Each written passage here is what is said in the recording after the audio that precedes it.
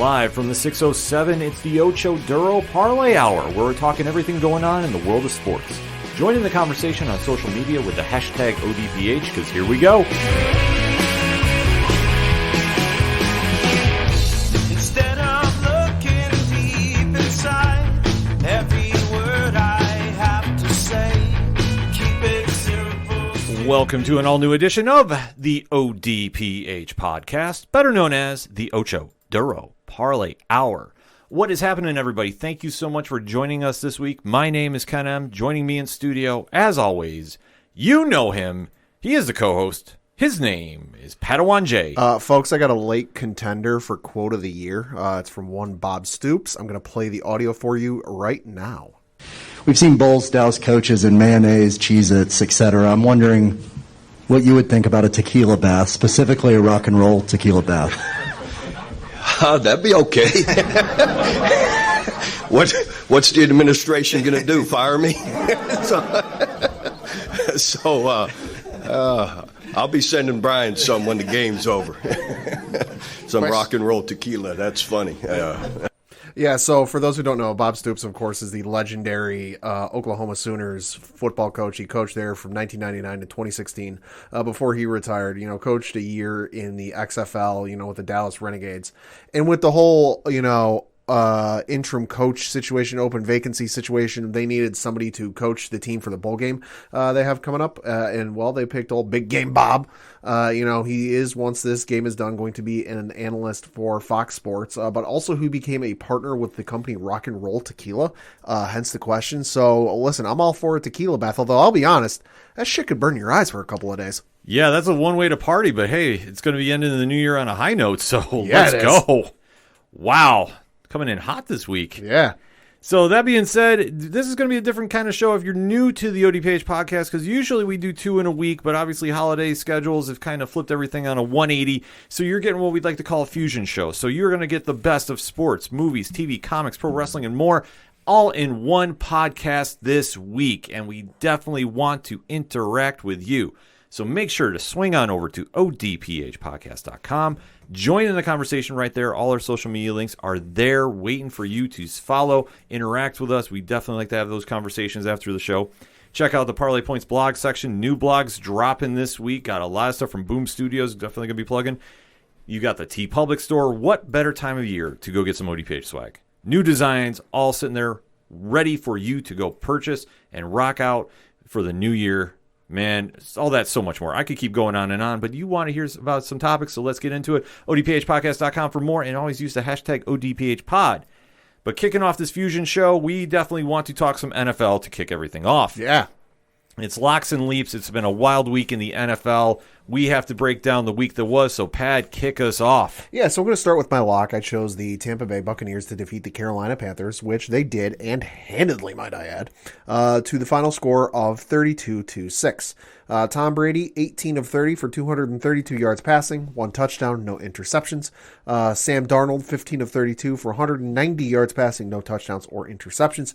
You also had Cam Newton for Carolina go 7 of 13 for 61 yards, no touchdowns, 1 interception. This game was what we thought it was going to be. This is also my lock as well. Tampa Bay is on a roll right now. Tom Brady, if this is going to be the last season, because you never know with him. Obviously, he says he's going to play till he's 50, but Father Time catches you one way or another. And to stay motivated at this stage in the game for him, you would think would become a challenge. Yeah. Because obviously he's been successful wherever he's been. And bringing this to Tampa Bay, he's revitalized that organization. They have a new swagger to them, whether you love it or you hate it. I am kind of about it because they're good when they're good. When they kind of falter, they don't have that Patriots mystique. Yes. Then that's something that I think a lot of fans really need to realize with this team is it's a different type of vibe with them. They're not exactly the efficient machine that you see with Belichick and Brady over the years. Mm-hmm. This is a whole different ball of wax. There are flaws to this team, and if you're a good team, you can definitely match up with them very well. Carolina is not a good team. No. They are definitely hurting without Christian McCaffrey in the lineup. The quarterback situation is suspect at best. Hey, that's being polite about it, too. It is the holiday, so I'm trying to clean up my language a little bit. But let's face it, Cam Newton is not Cam Newton of old. Sam Darnold, at least he's not seeing ghosts this week. So you have Yeah. to take your wins where they are. But Yeah. this is a team that definitely was struggling to put up points against a Buccaneers defense that can show up and can lock teams down if they so choose. However, though, I think they took the foot off the gas because, let's face it, that offense was rolling. Oh, yeah. And Brady wanted to clinch that division up, so now they're the NFC South champions. Yep. They're sitting pretty for the playoffs. I don't know if they'll get the number 1 seed. It's a lot of different factors going on with that. Yeah, it's going to be real interesting just because currently the Green Bay Packers are the number 1 seed in the NFC with a record of 12-3, and then you've got Dallas, the Rams, and Buccaneers all at this with the same record of 11-4. Yeah, so it's not to say that they couldn't sneak in there, but it's a weird kind of situation with this. Because I think all signs point to Green Bay locking that up. Yeah. But for Tampa Bay, if they can get home field advantage, it's nothing new to them. And I think if they go on the road, they'll do fine too. Am I locking them in for my Super Bowl pick? No. I'm just looking at the reasoning because ESPN, lovely as they are, puts the reason why some teams are where they are. I don't think Tampa Bay can get the number 1 seed simply because the Rams, who are right ahead of them at 3, win the tiebreaker over Tampa Bay based on head-to-head win percentage. And then you've got Dallas at the 2, who win the tiebreaker over both the Rams and Tampa Bay based on best win percentage in conference games. Interesting. So they might be able to sneak past Dallas if Dallas, has a slide here at the end, but I don't think they'll be able to get number 1 past the Rams. Well, that's the Rams get there, though, too. That's another true. thing. I mean, I think that obviously all roads go through Green Bay right now. Yeah, oh yeah. So it really is going to be a little suspect to see about how anybody can sneak in there if they're not expected to. Tampa Bay is a team, though, that I think doesn't care where they play. No. You have Tom Brady, who's the GOAT. He's definitely not afraid to go play anywhere. And he's definitely bringing that swag to this team, which not that they need an identity, but you have to say, okay, looking at this team, what are we going to get out of them each week? And they did what they do against bad teams. They win outright. This is a blowout. Yeah, I mean, they've lost Leonard Fournette. He's on IR, but they're going to plug in Le'Veon Bell here, you would presume. This coming week, he got 2 carries for -1 yards, which not great for him, but hey, you just joined the team less than a week ago, so you've got that in. But then you would think, oh no, Godwin's on IR and Evans is out, but then you turn around and oh wait, yeah, you've got Antonio Brown who had 10 catches for 101 yards. Like they're looking real good, and the team is good now. But like you said, Tom Brady is only going to be in the league for so long, contrary to the meme video where he's playing against his son and his grandkids in Super Bowl 102. He's not going to be around forever. So this team is good. This team is much in the same way the Patriots were there towards the end when Tom was in New England. They're good for as long as he's there. Once he leaves, then it gets a little suspect because right now the Buccaneers' second string quarterback is Blaine Gabbert. Enough said. Yeah. And then their third string is a gentleman by the name of Kyle Trask, who was their second round pick this year out of Florida. So no disrespect to either of those gentlemen, they can't fill those shoes. So Tampa Bay is going to be good for as long as Brady is there. After that, it gets a little suspect because it's who are you going to bring in? But for right now, they're clicking on all cylinders, and I think that's definitely a feather in their cap. Hey, good for you. Absolutely, and this is what you want to be going into the playoffs because with only 2 weeks left in the season, you definitely want to mark your territory. You definitely want to say you're a contender. You don't want to leave anybody with a shadow of the doubt because when you have to start hearing about the media, because everybody starts focusing on the playoff teams once it gets to that point, you want to make sure there's no distractions, there's no questions, there's no flaws that anybody can really point out. I mean, if you want to really dissect a team, you can find it with everybody. It doesn't matter who it is. Yeah. But with Tampa Bay, they definitely wanted to go in there and do their job, and they did. And looking at the rest of the schedule for them, Christ, they got a cakewalk. That's for goddamn sure.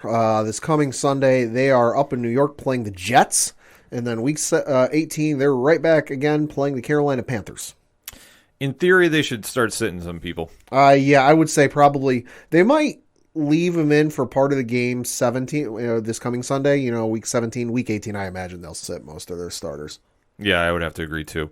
In Carolina, I mean, the season's a wrap anyway. Yeah. I mean, nothing really to write home about. Just it's going to be a real question to see what they do in the offseason to make changes. I know the rumor about the head coach maybe going back to college, and I stress it's rumored, but this is what happens when teams are doing bad. You got to hit the reset button and try to figure out what's going wrong here. So be interesting to watch moving forward. Yeah. That being said, Pat, who was your leap this week? So my leap initially was the Baltimore Ravens, but because of the rule we instituted with, COVID and teams and whatnot, I swapped that out and I chose the Miami Dolphins to defeat the New Orleans Saints, and holy shit did they ever, to the final score of 20-3. Tua Tagovailoa, 19 of 26 for 198 yards passing, 1 touchdown, 1 interception. Ian Book, 12 of 20 for 135 yards passing, 0 touchdowns, 2 interceptions. And I have this stat for you, and god damn it, I wish Coach was here for this little stat. Former Notre Dame quarterbacks now have lost 24 straight starts in the NFL. 4 from Brady Quinn, 4 from Jimmy Clausen, 15 by Deshaun Kaiser himself, and now 1 by Ian Book. This is the longest losing streak by starting quarterbacks from a particular college since 1950, and this is courtesy of the folks at the Elias Sports Bureau. Wow. Just saying. Yeah. See, that's Coach's karma for not coming by the show. I know. Just going to put that out there.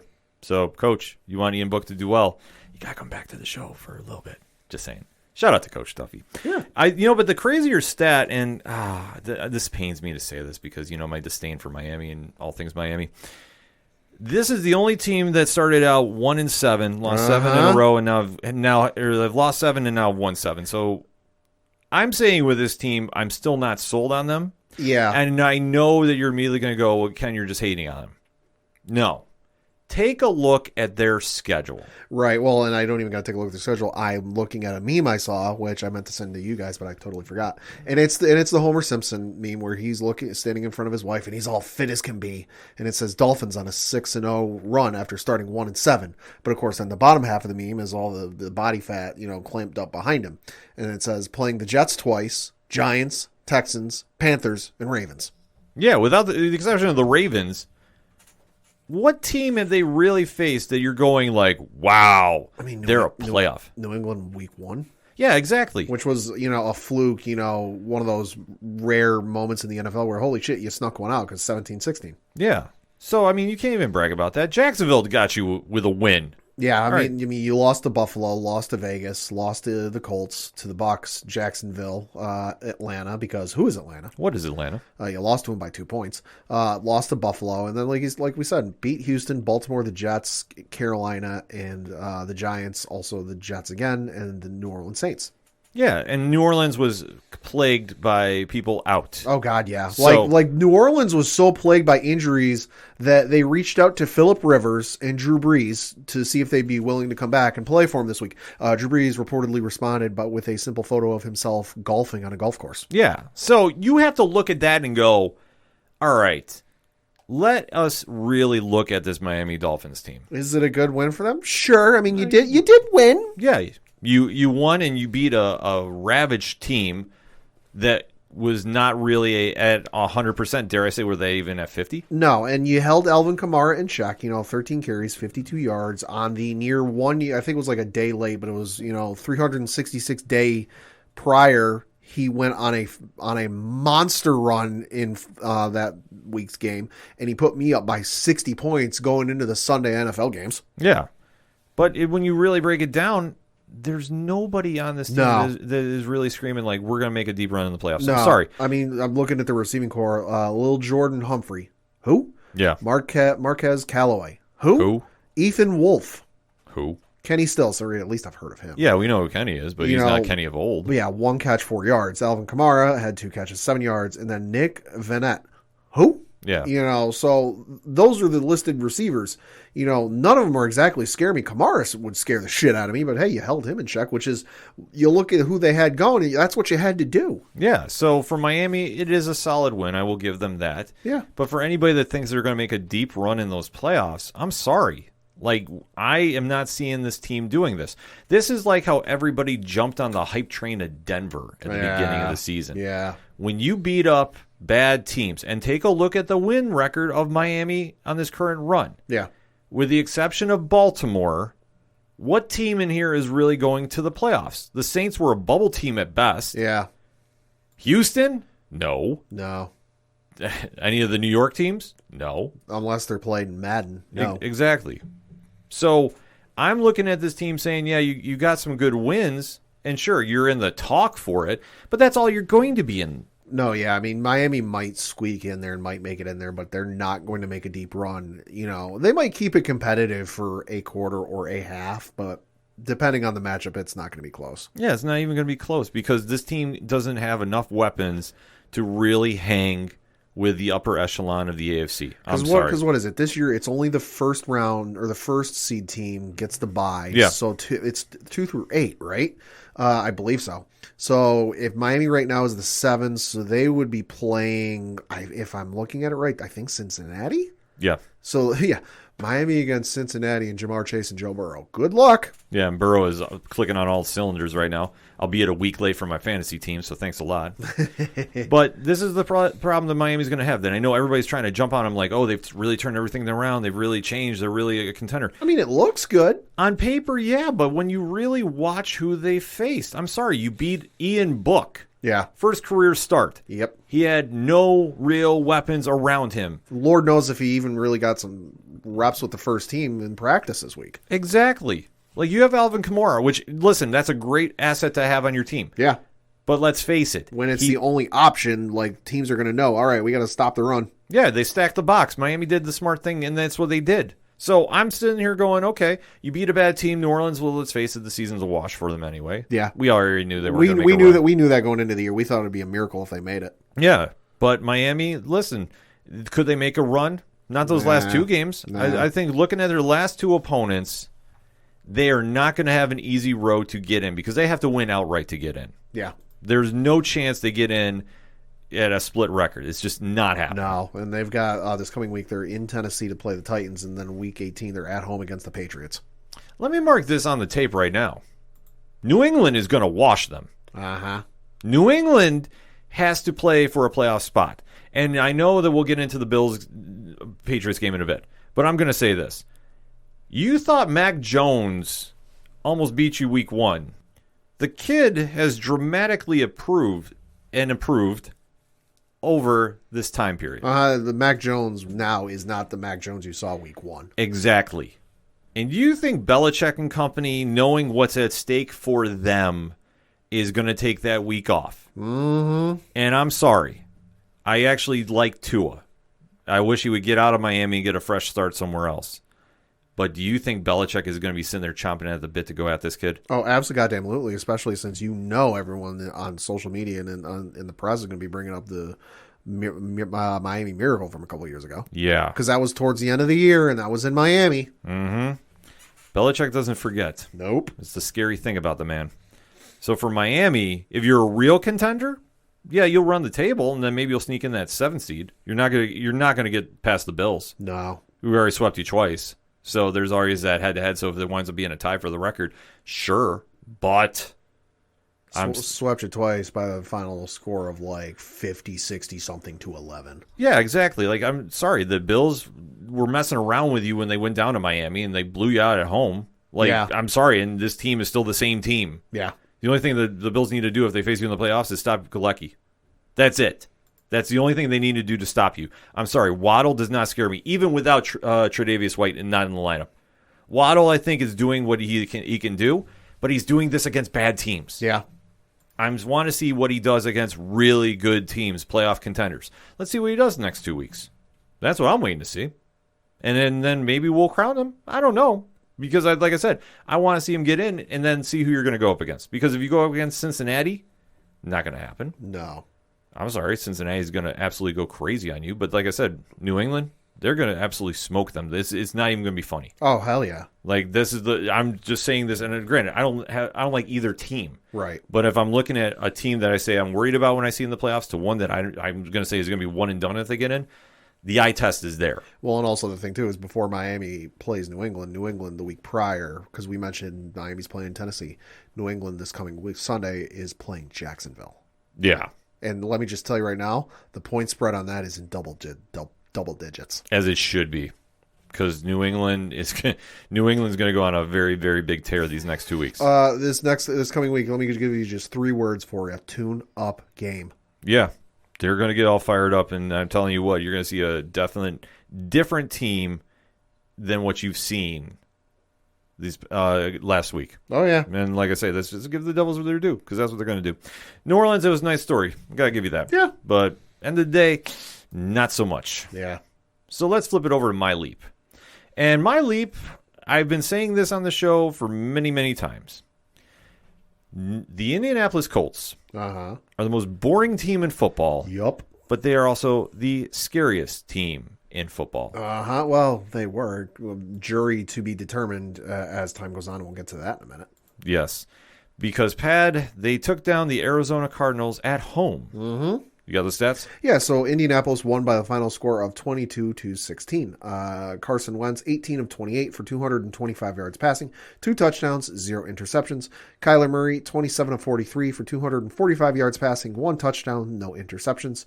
Jonathan Taylor, 27 carries for 108 yards, no touchdowns. And then their leading receiver was Michael Pittman Jr., 8 catches, 82 yards, no touchdowns. And the reason I say they were scary, jury, and verdict to be determined, as we sit here and record just 4 hours ago, it has been reported that the Indianapolis Colts had put Carson Wentz on the COVID / reserve list. Now, and it should be noted, in case you didn't know, he is not vaccinated, so he will need to sit for at least 10 days if he can't get double back-to-back negative COVID tests. Well, this game honestly went the way I thought it was going to go. Yeah. Like, I can't say I'm too surprised, because the Colts did what the Colts do. Win in the most unsexy fashion ever. Yeah. I mean, they're obviously killing it on the ground game. Jonathan Taylor is now in the discussion for MVP. I don't think he's going to win. No. But he's definitely in that discussion. He'll get some votes. And rightfully so. He definitely deserves to get them. But let's face it, Carson Wentz is not exactly a top-tier quarterback. He's having a renaissance, because what is the one thing I always say about a team, Pad? If you have an offensive line that is good, you can be serviceable. And that offensive line is highly underrated. They're great. Go watch the footage from the New England game. Fuck. They might be the best line in football. Uh-huh. I'm listen, having watched that game and thrown a few things during the New England game, I'm willing to admit it. Yeah. And I think that you are now seeing the fruits of that labor, because that team is doing some things that they should not be doing, and it's all because of that offensive line. Like, they're the unsung heroes of that team. It's not Carson Wentz, who I know people are saying, oh, he's having such a comeback. No. Listen, you put any quarterback that is average behind that line, and you give me your 5 worst quarterbacks in the NFL right now. Yeah. Put them behind them. I guarantee you they're at least 500 team. Yeah. At the worst. But when you have an elite running back, look what happens. I mean, in a weird sense, this team reminds me of Tennessee last year. Sure. In a very weird, bizarro world sense. Sure. Because you have a quarterback that's serviceable. You have an elite running back. Your wide receivers are nothing really to write home about. Your defense is very solid, but very not flashy, very unknown to a lot of the mainstream people that watch football. So, you have to sit there and look at this team, and they literally have copied the Tennessee blueprint. Well, and and you're 100% right. And I never realized it, because I never had all of the numbers in front of me, because I'm looking at the Colts schedule, because inevitably we'll talk about their schedule. And of course, on ESPN.com, it lists the high passer, high rusher, and high receiver from each of those games. Literally hold Taylor under 100 yards, and you win. Week 1, 56 yards for Taylor. They lost. Week 2, 51 yards for Taylor. They lost. Week 3, 64 yards for Taylor. They lost. Week 4, 103 yards for Taylor. They won. Against Baltimore, 53 yards. Lost. Against Houston, 145. They won. Against San Francisco, 107. They won. Against Tennessee, 70. They lost. 172 against the Jets. They won. 116 against Jacksonville. They won. 185 against the Bills. They won. 83 against Tampa Bay. They lost. 143 against Houston. They won. 170 and 108 against New England and Arizona. They won both of them. Literally, they have not won a game all year when he is under 100 yards rushing. Exactly. They're Tennessee of last year. Yeah. So this is how the Colts are going to get scary when they get in the playoffs. And mark my words, they're getting in. Oh, yeah. And I do not want to be a team facing in the first round. Yeah, because right now they are in second place in the AFC South. Tennessee's in first place, 10-5. Colts are right there at 9-6. And then looking at the AFC playoff standings, you've got the Titans at the number 2 seed and the Colts at the number 5 seed. And should note that you've got Cincinnati, Buffalo, Indianapolis, and New England, all with the same records at 9-6. Let me put it this way. If the Colts wind up taking this division, and they're number 2, and Miami sneaks in there at number 7, oh, shit. I will prove the point I made during my Miami rant tenfold. Oy. They're not going to stop Jonathan Taylor. Oy. If it ends up being Indianapolis versus Miami in that first round, Indianapolis's O-line is going to eat Miami's defensive line for breakfast. Yeah. Oh, my God. It's going to be the ugliest thing you've seen. Oh. And trust me, I'll get on Twitter and be doing some egregious commentary. I'll tell you right now, if that ends up being the case, Taylor's going to have a career day. Oh, yeah.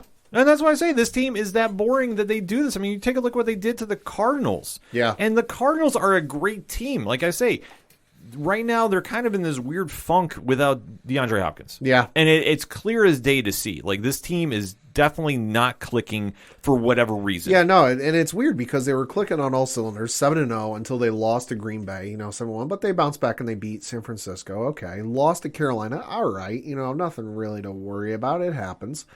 Beat Seattle and Chicago in back-to-back weeks, with a bye week in the middle there. But then lost in the Rams 30-23, lost to the Lions 30-12, and then you just lost to the Colts. So clearly something ain't wrong and needs to get plugged back in here. Exactly, and I think that this is going to be a growing pain for a very young team. Have you tried turning it off and turning it back on? Well, I think what you have to look at is Kingsbury and Kyler Murray. They're trying to do too much. Yeah, I think, instead of just letting the game come to them. Yeah, and I mean, I'm not faulting Murray about this, and it's something that he's got to learn as a young quarterback. But when you're the leading rusher on your team, it's still going to be a problem. I mean, this has been a woe of Arizona for like the dawn of time. Yeah, I mean, 43 pass attempts is a lot for Kyler Murray, and if DeAndre Hopkins was there, I would understand it to a certain degree. But DeAndre Hopkins isn't there, and your leading receiver was Chase Edmonds. 8 catches, 71 yards, no touchdowns. Zach Ertz was there, 8 catches, 54 yards, no touchdowns. But as we've said, he is not the Zach Ertz of old. Right. Christian Kirk, 7 catches, 48 yards, no touchdowns. AJ Green, 1 catch, 33 yards, no touchdowns. Antoine Wesley, 2 catches, 29 yards, and then you had Demetrius Harris, 1 catch, 3 yards. So, none of those guys are sitting there going, that's why they threw 43 times, because he was on the field. They're all fine gentlemen, and they're all good players, but, none of them is a good enough warrant for me to say, yeah, let's have my quarterback throw 45 times. I mean, this is something Kingsbury's got to figure out. And I know there's been a lot of talk about him going to college, and, there's those rumors start popping up when you see a coach that is starting to struggle in the NFL a little bit. Yeah, well, and I think part of what might be hurting Arizona is, I know because I had him on fantasy, is Connor hasn't been playing for them at least the last 2 weeks. Yeah. He was out this game Sunday, and then I think for this coming week, he is questionable. Yeah, so it's definitely hurts not having your lead rusher in there, but this is where a good team needs to step up, and somebody's got to find a way. Yeah. And the fact that you faced another great team in Indianapolis, this is not a detrimental loss, write the Cardinals off. Right. By any stretch. But this is something for caution, because when you really have the game get taken away from you, and your best weapon is gone, you need to find somebody to fill in that void. Now, am I saying you're going to match Hopkins' production? No, hell no. But you need to get something else going to start scoring some points. I mean, you have A.J. Green on there who, let's face it, he's not A.J. Green of old. No. But he's still a serviceable wide receiver. You have Chase Edmonds, you have Christian Kirk. Somebody's got to really step it up and really take over a game. Yeah. I don't know if I'm seeing that right here. That's the biggest problem I have. Well, I think the one good thing Arizona has going for them is they went on the run as early as they did, because they are in second place behind the Rams. Rams are 11-4. Cardinals are 10-5. Both have clinched a playoff berth. So I think that's the one thing going for them is they went on the run they did, so they are in the playoffs. Just they are faltering at the worst possible time. See, what I'd almost do if I was Kingsbury is I would sit Murray the rest of the season, regular season. Let him get healthy. Listen, I guess that's the one thing you've been worried about, unless you really think you got a chance to clinch home field. I don't think you're going to. Well, it could be interesting because their game this coming Sunday is in Dallas against the Cowboys, and then Week 18 is at home against the Seahawks. See, Seahawks will play spoiler. Yeah, they'll play them tough. Dallas is going to be a tough challenge, but if I'm Kingsbury and I'm like literally looking at this team, going, okay, what do I do? I say, okay, if we got to reset Murray, if he's pressing himself, if he's not back 100%, and that's what I'm looking at and seeing, right? Sit him.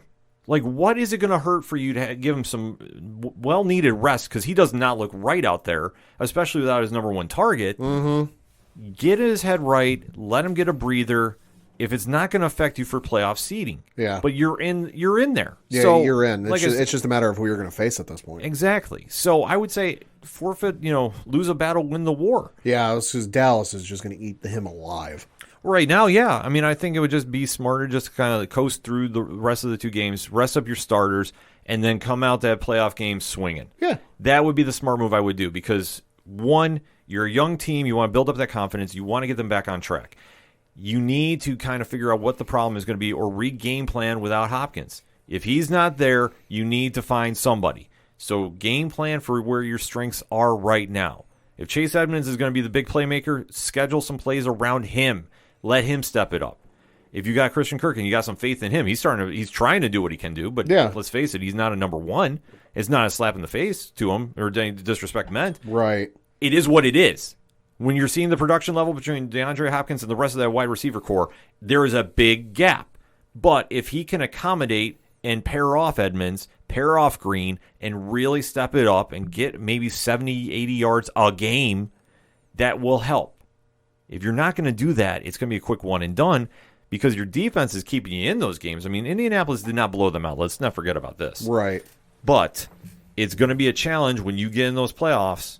And you got to face the LA Rams. You got to face Dallas. You got to face Green Bay, Tampa Bay. When you have to face that upper echelon of the league, you need to be at 100%. You need to have a concise game plan and not treat this like a college game where you think, well, you can just bounce back. It doesn't work like that in the NFL. And I know that's where Kingsbury's offense is trying to adapt to. But this is where I say, take the L next week, reset, finish for the playoffs, and get ready to go. Yeah. So, I mean, that's all I'd say what they should be doing. But that's just how I coach. Not to say that I'm an aficionado, but this is just my eye test going forward. Because Indianapolis, they're looking strong going into the playoffs. Why the hell are we getting a phone call from Jacksonville right now? Did they hear your whole spiel? I think they did because, you know what, I know that they're looking for somebody to come in there and right that ship because Pat is very, very ugly in Jacksonville right now. Yeah. Especially when you take a loss to the Jets. So, I mean, let's start our roundup right there. It's real bad when you take a loss to the Jets and make Zach Wilson look like a Hall of Famer. Zach Wilson, didn't he run for 50 yards? He had a 50-something, let me see what it was. He had a 52-yard rush for a touchdown in which it is very blatantly obvious to me if you go and watch the footage where the defenders weren't even trying. Yeah. Because there was about 3-4 times that he could have been like knocked out of bounds, hit, or tried to like knock him off balance, and they just, whatever. Yeah, Trevor Lawrence, it's rough down there. I think the smart move for them, I think the narrative is, listen, both of these teams are not going to do anything noteworthy in the playoffs. New York is definitely struggling with its fair share of players not being in the lineup right now. Uh-huh. Jacksonville, they need to get a head coach. Byron Leftwich is the guy to go get, hands down. Like I know there's a couple names being thrown out. I know they threw around Kellen Moore. I know that they've thrown around some offense coordinators. But listen, I'm telling you, Byron Leftwich is the guy to go get.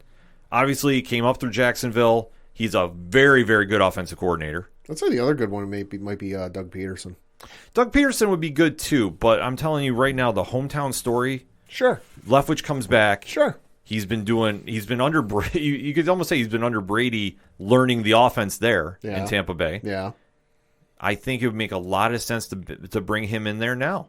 And I think that he could definitely work with Lawrence and definitely address a lot of the needs they're going to be. I'm not going to say they're going to be a playoff contender next year. Mm-hmm. But if you think about where he is right now, I think that they could definitely do a lot of very good things with him back there. And I think that it just makes the most sense to me for Jacksonville to go get him.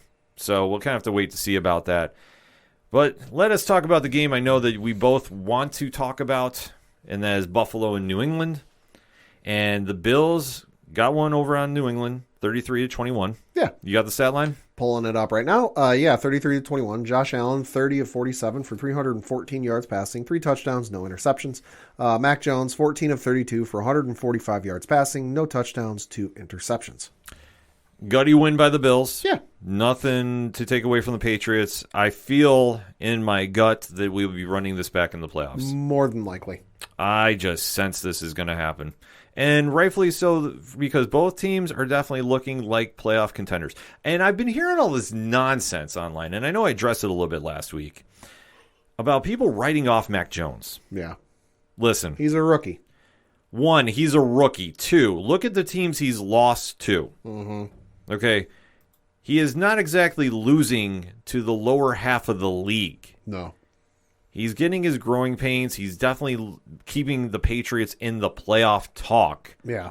For everybody saying the word bust around this kid, I really am going to challenge you to question your football knowledge. The kid is not a bust. He's only lost this year or to Miami on a fluke, 17-16. Mm-hmm. I would say the only bad loss that we got is to New Orleans, where it was 28-13. Lost to Tampa Bay. Hello, Tom Brady and his return to New England. Lost to Dallas in overtime. Lost to Indianapolis, which I wouldn't even say that's Carson Wentz. That was Jonathan Taylor running down our throats, which, hey, who has he not done that? Exactly. And then just lost to Buffalo. So, for everybody writing him off, listen, watch what the kid does next 2 weeks. Let's say out of the 1, 2, 3, 4, 5, 6 teams they've lost to, 5 of them are in the playoffs. Exactly. So, they're going to be hanging in there. They have a way better chance of getting in there over Miami. For everybody that's saying Tua is the real Alabama quarterback to get in there, pump the brakes, people. I think it's just people not wanting to admit that New England might be on the cusp of winning again. I think a lot of people hope that they would be in the basement, in the cellars, top 10 draft picks for the next 10 years, all because Brady's gone. And the fact that it's been this quick of a turnaround, they're not ready to accept it. Yeah, and you know what? It's foolish to do. I mean, I know it's wishful thinking. You're not going to talk to anybody that doesn't dislike the Patriots more than I. Sure. But I understand and respect them.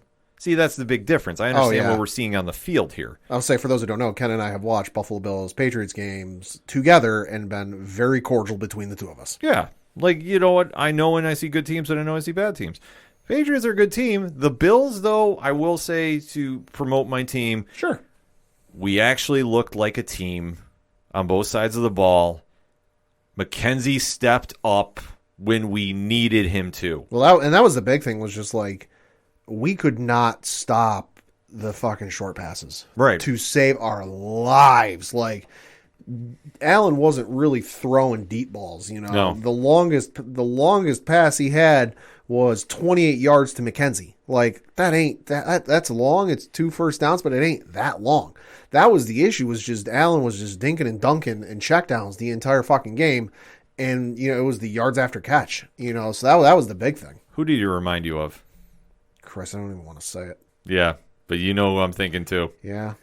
He reminds you of Brady. Yeah. It's a weird thing. When I finally got a chance to watch the replay of that game, because I was unfortunately working during the time, I watched it. I'm like, oh my God, he's copying Tom.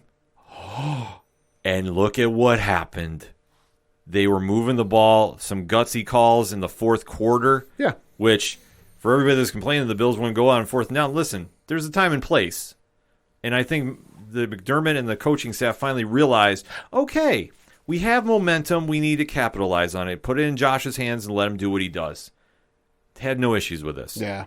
And you know what? For Beasley not being in the lineup, Gabriel Davis not being in the lineup, the other offensive weapons stepped up and did their thing. So I can't be too mad about this. This was a great win for Buffalo. Got them back in first place. I know we have Atlanta coming up and then the Jets, which on paper should be wins. But hey, you never know. You never know. That's why I say I'm not counting my kegs before I tap them.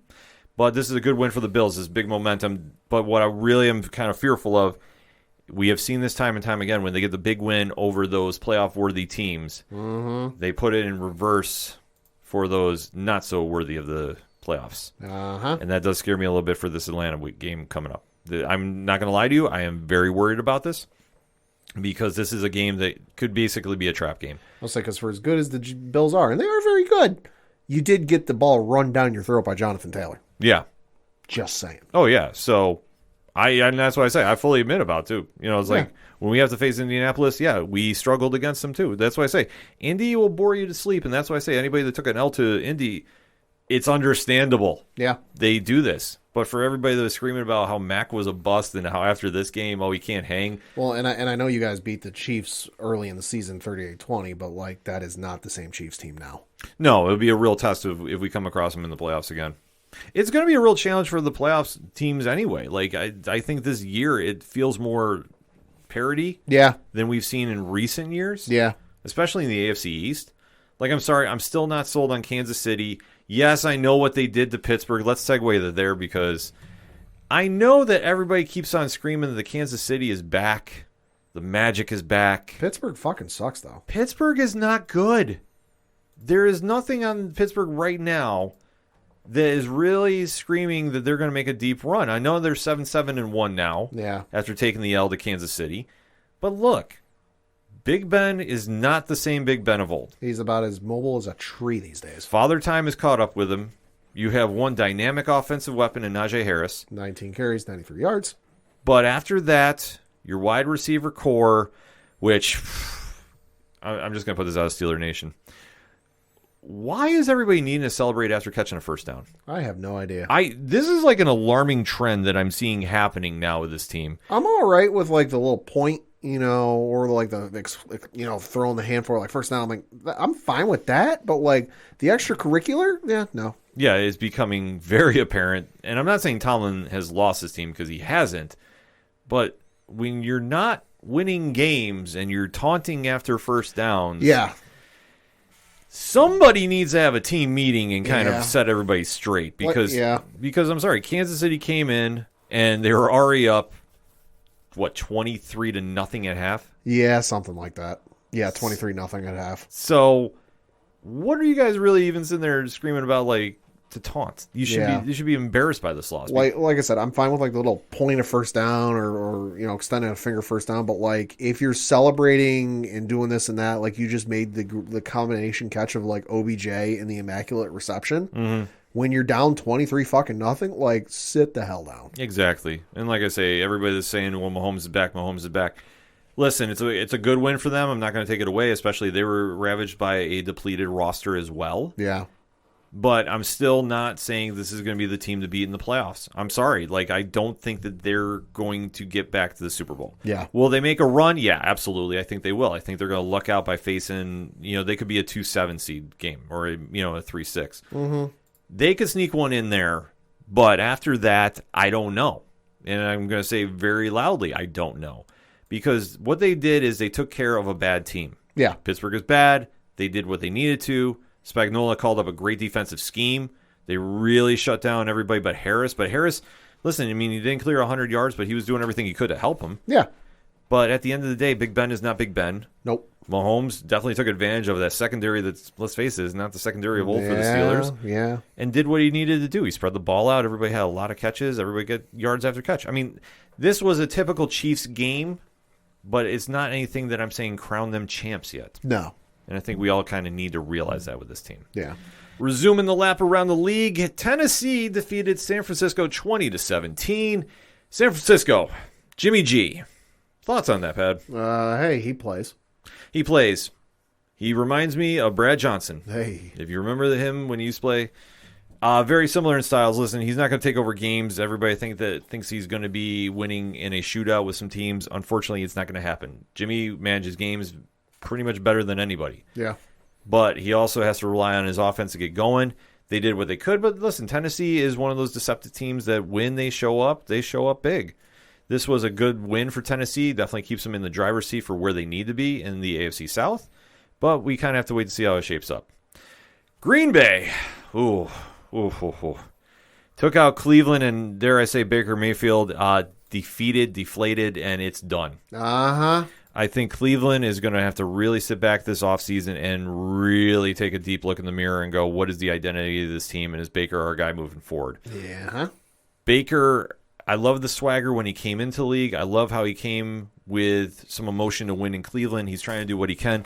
But unfortunately, it is just not translating on the field. No. And with all the interceptions that he was throwing, and trust me, he was slinging them, the game should have been a blowout, but Green Bay did not blow them out. I mean, that shows how good the Browns' defense is. Yeah, I mean, the Browns' defense held them in check the second half. It was, 21-12 at halftime, and then Green Bay only put up 3 points the entire second half, whereas Cleveland put up 10.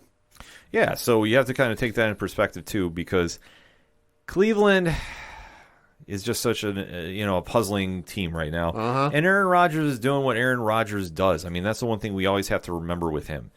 That if this is going to be the last year in Lambeau, which, let's face it, it still could be. Yeah. He wants to go out as a winner. He wants to give the team the one final goodbye. He wants to do what LeBron did with Cleveland. Yeah. He wants to give him a chip before he goes. Not wrong. I can't blame him on that. He's trying to do everything he can for that fan base, so let him do what he's going to do, and that's the smart thing. Yeah. So we kind of have to see what he does moving forward, but I know he's going to set some records on the way out the door. So Packers look in great position, locked up the NFC North. But I tell you one team that definitely did not do anything, and that's the Lions. Yeah. Taking that L 20-16 against the Falcons, because the Falcons, who is Atlanta? What is Atlanta? Atlanta got a last-minute win. Hey. It's not anything to really write home about because it's them. Broken clock is right twice a day, and hey, they have 2 wins at home. Yes, so congratulations, I guess. Yeah. But I tell you, one team that, when they decide to show up, they're monsters.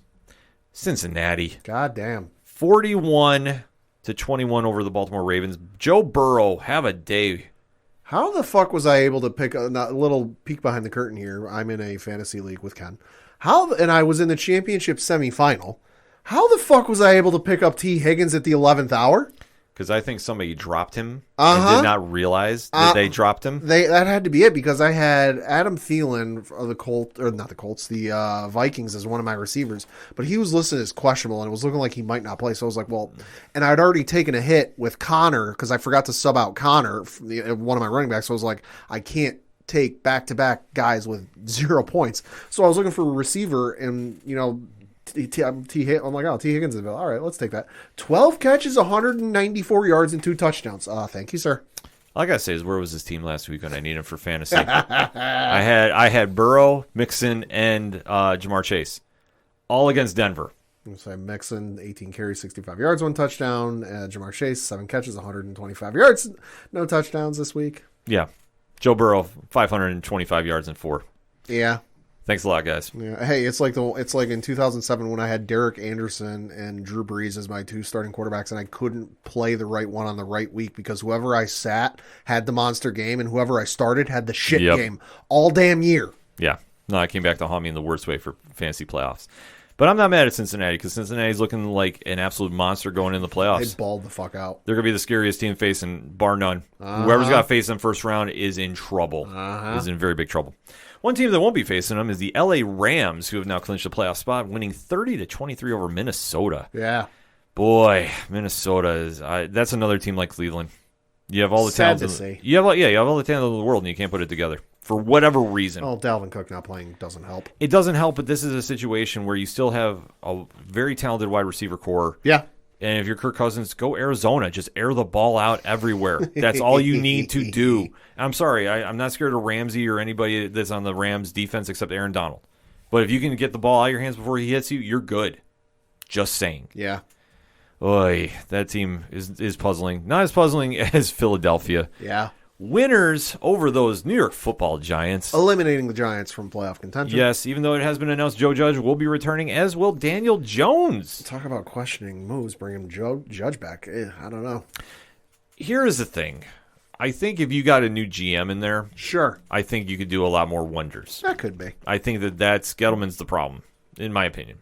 I think Joe Judge has definitely earned the right to come back, because the one thing we have to say about this Giants team, and I know Coach has said this as well, they play very hard for him regardless. Oh, I agree with that. So I think that the powers that be at the Giants see this.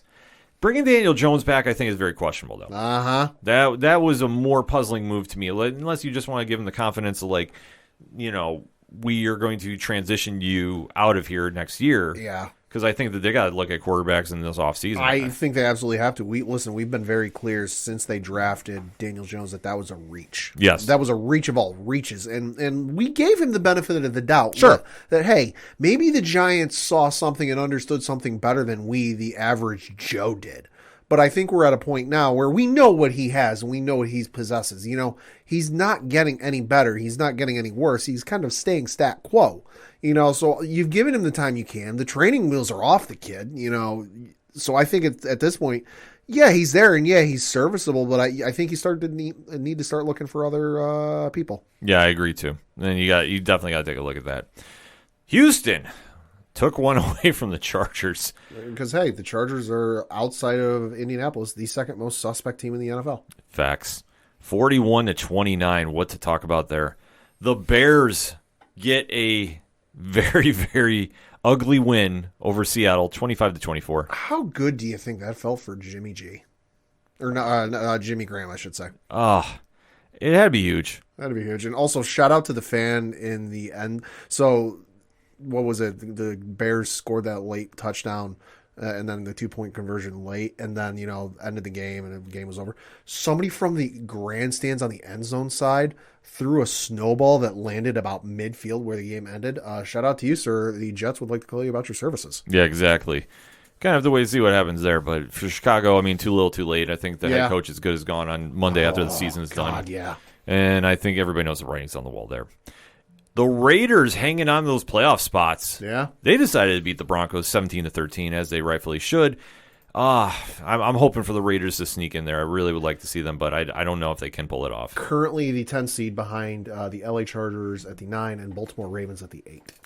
I mean, anything is possible, Yeah. but you need a lot of luck. So could it happen for the Raiders? I don't know. Yeah. But, you know, they got the talent on the field to do it, so we'll have to kind of wait and see if they show up. But last but not least, Hey-o. you know, be careful what you wish for, Washington. I remember hearing after a certain game, everybody outside saying, "We want Dallas." We want Dallas. Dun, dun, dun, dun, dun. We want Dallas. Yeah, about that. Yeah, you really don't. You brought your own benches and you had 42 dropped on you in the first half. Yep. God damn. This was a Madden game on easy. Oh, fuck. I have not, and I know I tweeted this, I have not seen a Washington game this bad since the Patriots went in there and hung 52 on them. Yeah. That game was 52-7. It's insane. And that was with Randy Moss and that whole team back in those days. No, this is a Madden cheat code. Hey, this is bad. This is bad. Dak Prescott went for 330-4. Amari Cooper 85-1. And I know Cowboys fans are excited about it. And hey, you should be, but it's fucking Washington. Yeah. You should beat this team. It's their rivals, though, so I can understand why they got up for it. I fully do. You know, when you want to do some trash talking, listen, Dallas' defense might be one of the most slept on in the league. I know we talk about Trayvon Diggs a lot, as we rightfully should. 11 interceptions now, I believe, on the season. Something like that, yeah. It's insane. Well, between him and Parsons, man, that is a nasty combo in that backfield. Uh-huh. And they're definitely balancing Dallas out. Am I saying Dallas is going to make a deep run? Listen, They could. They could. Barring, any field goal attempts. Oh, wait, Romo isn't playing for him. Yeah. Pad throwing the shade at him. But I tell you what, Dallas could definitely sneak in and do some damage. And, like I say, there's so much parity this season. Like, there is not a clear-cut number one. Yeah. You have to think about it. And both sides, AFC and NFC. This is going to be a very interesting playoff push as we come down the season. A lot of football went down this week. A lot of reactions going on, so we definitely want to hear yours. Hit us up on that hashtag ODPHpod. What is your reactions to Week 16 of the NFL? We definitely want to have that conversation. We're going to take a quick break. We'll be right back. Hey all, I'm Frank. Join me and my friends as we talk about all things geek. Here at Geek Freaks Podcast, we go over the weekly news of everything in geekdom, from movies to TV, video games, and comic books. We also have a growing YouTube community. Join us as we go over everything in your geek life and share in the love of geekdom. Coming back for another segment on this Fusion episode of the ODPH podcast. So let's take it to the movies, TV, comics, and entertainment side of things. And there is no bigger project coming out this week. Uh-huh. I know there's a lot of competition, but none is bigger than the return of the man, the myth, the legend himself, the baddest bounty hunter in all the Star Wars galaxy, Boba Fett. Yeah, coming in late, 11th hour to try and get the crown for best show of 2021. Yes, I mean, they're definitely going to try fitting it in because the season premiere is set to go on Wednesday, December 29th on Disney+.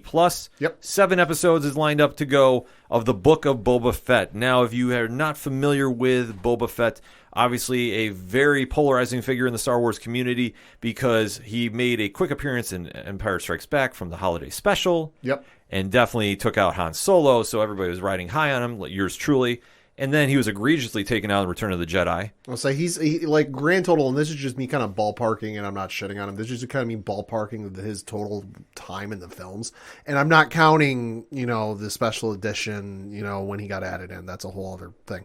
But just from the original time he debuted on screen, he's maybe in the movie for like less than 10 minutes. Mm-hmm. He's on screen in Empire for maybe like 2-3 minutes total, not even, and then he's on screen in Return of the Jedi for a little bit more. So, but literally, it's like less than 10 minutes. But he has that unique charisma to him, and I treat this like a Wolverine or a character of that nature, which he has this persona to him that just the reputation precedes him.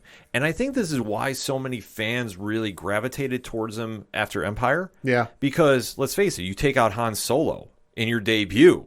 I mean, the holiday special is whatever it is, but we're just going to leave that alone. Watch it at your own risk. Exactly. But for the Star Wars films, he made that big of an impact in such a short amount of time. He looked different than anybody else we'd seen in the Star Wars universe. Yeah. He carries himself very differently.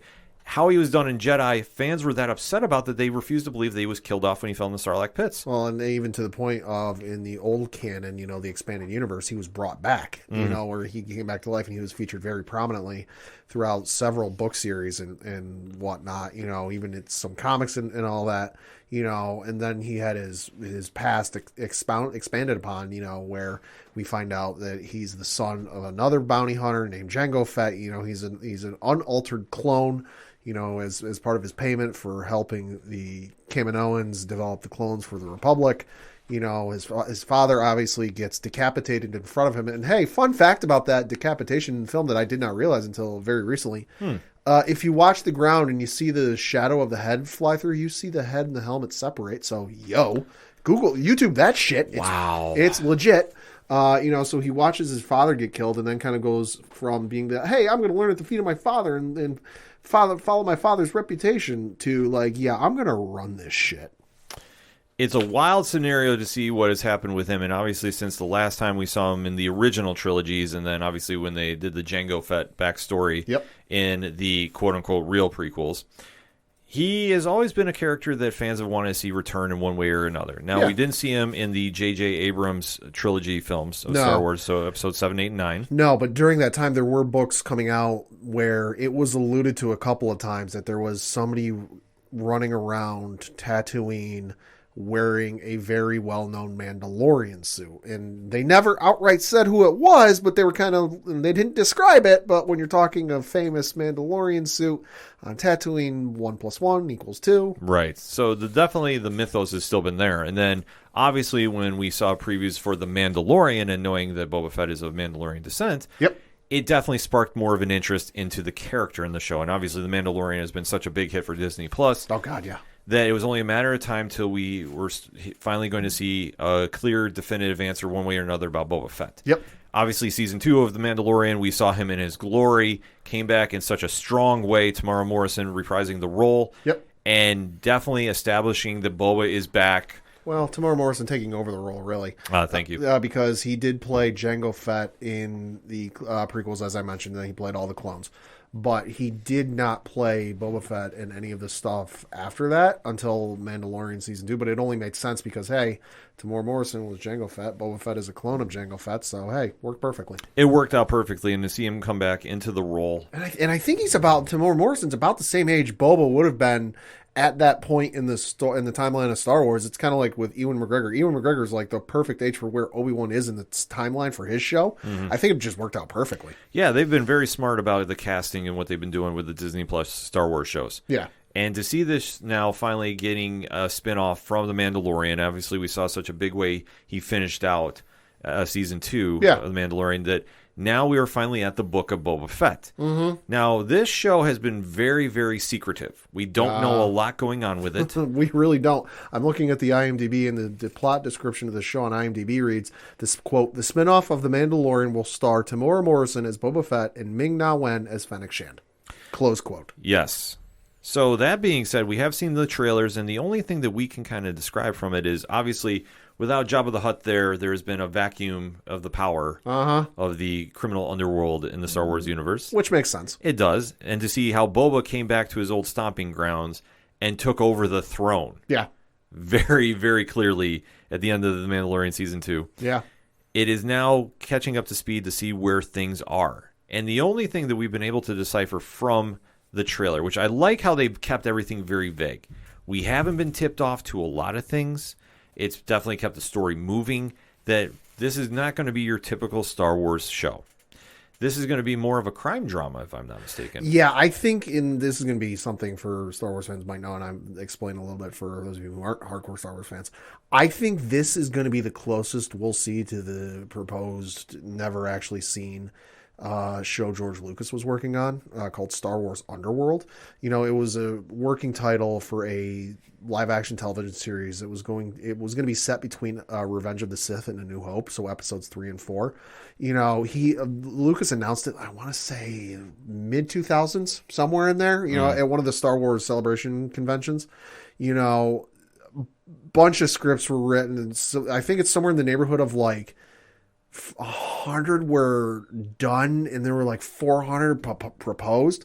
Like there was something like 500 scripts being done for this damn thing, and it was all going to be set in the underworld crime world of Star Wars. That like you might get a mention of the Empire and the Sith and the mention of the Jedi, but you wouldn't actually see them. So I think this could be the closest we will see to that supposed, announced, never actually seen the light of day Star Wars project. And I'm all for it. Listen, I love Jedi, I love Sith, I love the war and the politics and the back and forth and the, backstabbing and the this and that. But like, give me some underworld crime boss, like mafia type stuff. I'm there for it. Yeah, this is something that's very interesting to see. A nice change of pace for Star Wars, because not everything, like Pat touched upon, is Jedi versus Sith. Yeah.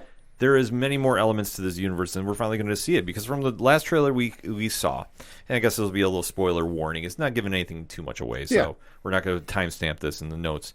We do see that Jabba's throne is empty. We see Fennec Shand talking to a bunch of the other crime bosses in the land. And while this is going on, they're flashing back to what I'm presuming is when Boba is taken out from the Sarlacc pits. That's my guess too. And you see him resuiting up his armor. Yeah, because in one of the previous trailers, we did see Boba in a Bacta tank. So that's the little tank like you see in Empire Strikes Back. Luke is in after he gets rescued from the Wampa. That's how they heal. That's how they recover from their wounds.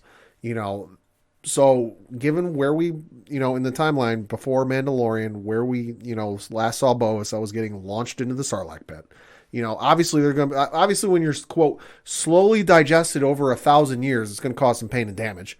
So it would make sense he gets out of there, goes in there, and I'm not sure where he is, but I know for a fact that ain't on Tatooine. Yeah. Because you go look at that clip, the background of that scene is way too damn nice to be on Tatooine and too clean. Yeah, they definitely are shadowing where he is in the universe right now. Oh, can you imagine if he's on Kamino when we see the Kaminoans again? Yo. Oh, I'd be all, give me a prequel deep cut? Yo. I mean, that would make a lot of sense to do. I mean, this is one great thing about shows now that are not tied to the movies. Yeah. It's an open playbook. And right. It only goes to the imagination of the crew behind it. Right, and that's the nice thing with the show is, it's set between the two trilogies that, like, we know where things go, but it's involving a character where it doesn't necessarily have to get to a certain point. Mm-hmm.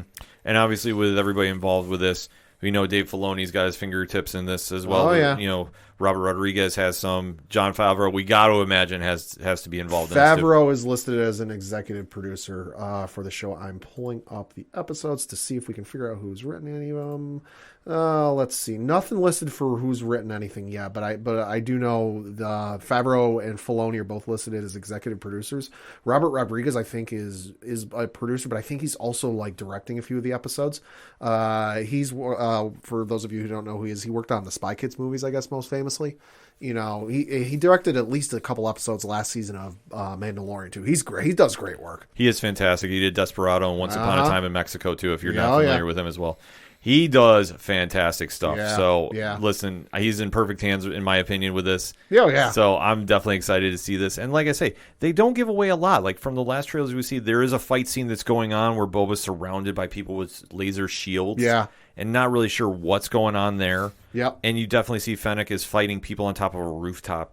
So Yeah. like I say, they definitely kind of really try to establish that Boba is trying to do something different here that we haven't seen in the movies. And I think the dynamic between Boba and Fennec is going to be probably the best part of the show, just because I don't think we've seen a whole lot of them together, like bits and pieces, but there was a clip released where you see the two of them talking, discussing, just like they're not fully in like we've taken things back over, we've got this. They're still trying to figure it out and piece it together, and it gets brought up like Boba says, listen, Jabba ruled through fear. I'm going to rule through respect.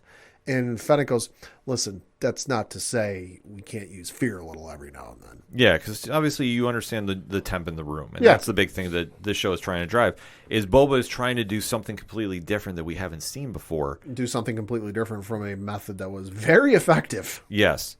But now trying to carve his own path, is it going to go the same way? And that's the big Right. thing that we don't know. And that's something that I don't know if we're ever going to get a good answer about. I don't know. We might get one in this episode or this series, because with being 7 episodes, they're going to tie up everything really quick. Yeah. They're not going to have a ton of extended time and really kind of drive that point home. But this show has definitely got a lot riding on it, because they're definitely carrying the hot hand from The Mandalorian. Oh, yeah. Obviously, The Mandalorian and Grogu have taken over pop culture. Yeah. We know Ahsoka has her own show coming out, too. Yep. The Obi-Wan show is next and lined up. Obi-Wan show. You've got the Cassian Andor show, which is a prequel to the film Rogue One. Yes. So Which that's done. Like that is filmed in the can, folks. Yes. So that all said, it's going to be the kickoff for a big year for Star Wars. I know we've been talking about Disney Plus, who's had a monster year with Marvel. Yeah. But for the Star Wars universe to get on Disney Plus, I think that that's going to be what we see get pushed a little more this time around. I think so, yeah, just because it's been a little quiet for Star Wars on Disney Plus side. They've had Mandalorian. They had season 7 of Clone Wars, and then season 1 of Bad Batch, which is coming back for season 2, I think sometime this coming year. Late this year, I believe. So you've got that going, but then like we mentioned, Obi-Wan, Cassian, Andor, and Lord knows everything else they announced that is still coming down the pike. I'm super excited. Yeah, no, there's definitely a lot to be excited about Star Wars, and definitely a lot to be excited about this show, because when we get the Star Wars phenom back, this is not going to be your typical Mandalorian show. No. I don't think that it's going to have the same pop culture takeover the Mandalorian had. I think it will to a degree just because it's Boba, but like the necessary takeover like it did with Grogu and Mandalorian, probably not. No, because Boba is more for the hardcore Star Wars fans. Yeah. Because it's not as friendly as the Mandalorian, who, I mean, like, nothing to take away from that character, because that character is fantastic. But Boba is definitely not the same type of character. He's a whole different, figure onto himself. Uh-huh. And I think once we finally see him in his own show and see how this really goes, I think this is going to definitely excite the fan base that should already be excited about the show. Like, let's get this very honest. Yeah. If you're not excited about this and you're a Star Wars fan, I don't know how to help you. Yeah, really. Because this is right up the alley. This is everything you want from the show. They're going to definitely pay homage to a character that's been around since the original trilogies. Yeah. And who's to say that we're not going to get another season? This could be one and done, too. We don't know. Could be. It all depends on what they want to do with the character, because obviously we know The Mandalorian Season 3 is filming now. Uh-huh. It will be coming back next year in 2022, late 2022. So I think they want to time it around the same time every year. Probably. Is what the rumored schedule is going to look like for it. But with all the Star Wars projects coming out, let alone with Marvel too, Disney Plus is trying to find the right place to drop everything at once. It will be a challenge, but it's going to be something that, with Boba Fett kicking off the Star Wars push now, is going to be a real strong factor going into the next year. Oh, yeah. I think there's a lot of stuff to be excited about, especially going on this different take for the Star Wars universe. Yeah. So that being said, Pad, final thoughts on Book of Boba Fett preview? Book of Boba Fett, I'm obviously super excited for. I hope we see some of the bounty hunters most famous in Star Wars, especially the ones we see in Empire Strikes Back. Also, I wouldn't be surprised if we get something maybe as like a bonus scene for the upcoming Ahsoka series. Because same timeline or same point in time period would not surprise me. I'm just happy we got Boba back. I don't think people realize how much of a fan I am of Boba. Just wait till he dies again. You shut up. You shut up right now. I will not hear the slander on my show. No, this is going to be definitely a show to keep your eye on. I'm kind of actually hoping that they do, with the crime drama, we get like some very cool TikTok videos, maybe the Sopranos theme of, Boba coming out to a meeting or something like that. I want to see something cool like that because with this character, who is one of the coolest characters in all the Star Wars universe, and definitely one of the most polarizing because everybody goes, well, he hasn't been around that long in the timeline. Why does he carry himself like that? Like, why is there such a big deal? He just has this unique swag to him that definitely fans are definitely gravitate towards too. It's like the one standout member on every single superhero team. It's like why Wolverine is so popular, and that's probably the easiest analogy I can get. There's just something about certain characters when they're in a universe, they just stand out for what they bring. It's a different aura, it's a different vibe, and that's what you're going to get with this show. I think this is going to be different than anything we've seen from Star Wars before. I think it's going to be a big hit. I'm definitely excited to see the crime aspect go on in the Star Wars universe because that's something we really haven't seen. I will say this will be the greatest show of all time if they disintegrate Jar Jar during this. If Jar Jar is brought in for this and he's taken out, I will crown this the greatest show to ever come out on Disney Plus or maybe in television history. Either way, there's a lot of win to be had by this. We're going in with relatively unknown thoughts because they haven't given away a lot for the trailers. Yeah. So I'm definitely excited to see this when it kicks off this week on Disney Plus. So that being said, hit us up on the hashtag ODPHpod. What is your thoughts going into the Book of Boba Fett? Are you excited? Are you not? And why? Let's talk about it. And remember, after the episode drops, no social media spoilers going on for 72 hours. Give everybody a chance to watch it. And then we can definitely talk deep dive into it. Man, I'm getting too amped up to talk about it. We're going to definitely deep dive into it on next week's show. So definitely stay tuned for that. We're going to take a quick break. We'll be right back. Hi, I'm Sunny Hepburn. And I'm Brandy Fleets. And we're from Book of Lies, the podcast, where we discuss liars, cheats, and thieves, Scammers, and dirty, rotten scoundrels. You can tune in for new episodes every Tuesday to hear about another lowdown, dirty liar. And learn how to spot them. So that's Book of Lies Podcast. You can connect with us on social media, Twitter at Book of Lies Pod, Facebook, and Instagram at Book of Lies Podcast. Bye! Coming back for another segment on this edition of the Fusion version of the ODPH podcast. Time to take it over to the pro wrestling world and let's talk some wrestling. So being a kind of a quieter week going into the final week of 2021, not a lot to talk about, but Pat, you got some AEW takes? Fuck Cody Rhodes. Yeah, we are not happy that Cody is the TNT champion by a long shot. If you haven't been following, Cody Rhodes defeated Sammy Guevara on AEW Rampage to become your new TNT title holder. There was a deep dive about this on the latest podcast episode of 607 TWS with our guy Rich from the Three Fat Nerds podcast, and we had a very lengthy discussion about our feelings about Cody. So if you want to kind of deep dive into that and a bunch of other pro wrestling topics, definitely swing on over. Make sure you're dropping that follow and checking us out on twitch.tv/607podcast because we're all in the chat. We're all on screen. We definitely have a lot to say about that as well. But there's another event going on that we'd much rather talk about. And Pat, what is that? That is WWE Day 1. Of course, this is the event taking place this Saturday on January 1st, hence Day 1 because it's Day 1 of the year, from the State Farm Arena in Atlanta, Georgia. So this is kind of an interesting pay-per-view because obviously coming off the heels of Survivor Series, we're seeing how everything is shaping up on the road to the Royal Rumble, which is the official kickoff of WrestleMania, the biggest event of the WWE. Yeah. Bar none, there's no question about it. So in between, there is some kind of filler setup. Sure. And that's one thing that you can always take away from the pay-per-view in January before the Royal Rumble. There's just not a lot that's going to really move a storyline, really do something else. But this card is very interesting to break down on paper. Yeah. So we're going to spend some time and chat it up a little bit. So, Pat, why don't you kick off our preview? Yeah, so the first match we're going to talk about is for the tag team matchup for the Raw Tag Team Championship, where you've got RK Bro, the champions in Randy Orton and Riddle, taking on the Street Profits in Angelo Dawkins and Montez Ford. Well, I don't shy away from my opinion of RK Bro. Sure. I am not a fan. I mean, I'm not the biggest fan of them. I like the shenanigans. It's amusing. It's amusing to a degree, but it doesn't mesh for me. I see I'm not sitting here busting a gut laughing, but I'm like, okay. Yeah, like I get it. It's just with Riddle, you're going to get bro all the time, and like obviously the pairing with him and Randy Orton, I think was good at the time, but I think it's gone on like way too long. Like Randy's turning on him at some point. Well, yeah, and especially I saw the clip from Raw last night where like Randy jokingly went to hit him with an RKO, but he was like, just kidding. So like, I think they're slowly starting to tease that. Yeah, I'd be okay if he did it at Royal Rumble. Yeah, so what I think is going to happen with this, I think you're going to see Street Profits become your new tag team champions. And this is going to start the splitting of Randy Orton and Riddle. So like it's kind of that like initial fling of like, hey, you're the reason we lost. No, you're the reason we lost. And they try to win it back, and then eventually they will split them up. I hope so. I hope you're right, because that makes a lot more sense to me than seeing them be in still. Yeah. Next up is a singles matchup between Drew McIntyre and Madcap Moss. Piss break. Yeah. Like, there's no reason Madcap Moss should win this. So, like, Drew McIntyre by a landslide. But, like, hey, you need a filler.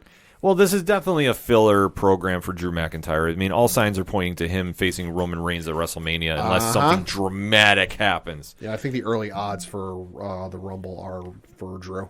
Yeah, because this has just not really been anything to write home about. I mean, the Happy Corbin thing is what it is. Madcap Moss being his sidekick is okay. It's good for him. Yeah, but this is a SmackDown match. This is not a pay-per-view match. No. Like, I'm sorry, this is the same thing like Wardlow versus Matt Sydal in AEW. Like, there are certain time and places for matches like this. Yep. This is one of them. Like, this is not one of them, I should say, rather.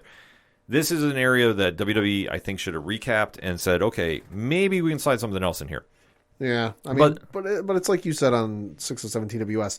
Every year when we get to that in-between time between Survivor Series and Mania, and especially Royal Rumble, you get a couple of guys that, like, they're just in a feud, and you go, why the fuck are we doing this? Like, this makes no sense. Like, Drew was an absolute monster and just one of the best and top guys they had on either brand, you know, and I'll even include NXT. So, like, why the fuck is he feuding with Madcap Moss? Well, it's just filler, and it's just to tide him over and keep him on television until you're ready to start his new program. Yeah, and say what you will about Happy Corbin. He's now starting to get into that realm of like Dolph Ziggler and Cesaro. Yeah. Like, unfortunately, I don't want to say unfortunately because those guys are always on TV. Oh, sure. But unfortunately, like, they're not going to be doing like the world title pushes, but they'll always be on TV. They're always consistent. And listen, Corbin makes people look good. Corbin also has the only finisher, to my knowledge, in WWE history that has never been kicked out of. Nobody, to my recollection, has kicked out of End of Days. Boy, that's a good question. That's a really good question. Because I know it got brought up to Corbin in an interview he did. What would you rather have? Multiple championship wins in your career, or have nobody ever kick out of your finisher? Because they brought up nobody's kicked out of his finisher. And he goes, boy, that's interesting. He goes, you know, championships are nice and all, but he goes, I'd rather have nobody kick out of my finisher because that to me is a bigger record. Yeah, you know, that's a really good question.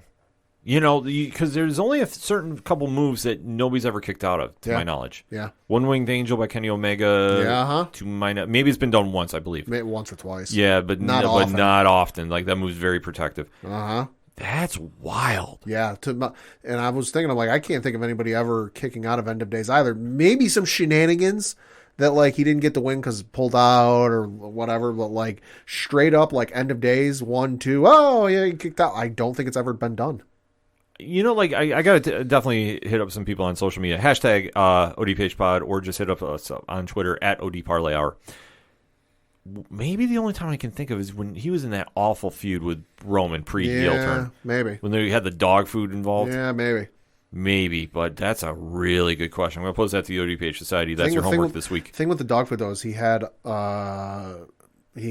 cronies with him to help with that. So, like, he didn't necessarily have to get kicked out of. Yeah, no, that's true. That's a really good point. But this is going to be Drew all day. Yeah, like I said, this is Drew by a landslide. Yeah, this is just filler, and like I said, this is the piss break match of the night. Yep. Next up is a match for the WWE Raw Women's Championship. We've got Becky Lynch defending her belt against Liv Morgan. This is very interesting. Uh-huh. This is extremely interesting. And I believe the stat, if I am correct, is ever since she's won the title. Yeah. Or she's had the title, whether it's SmackDown or Raw. Yeah.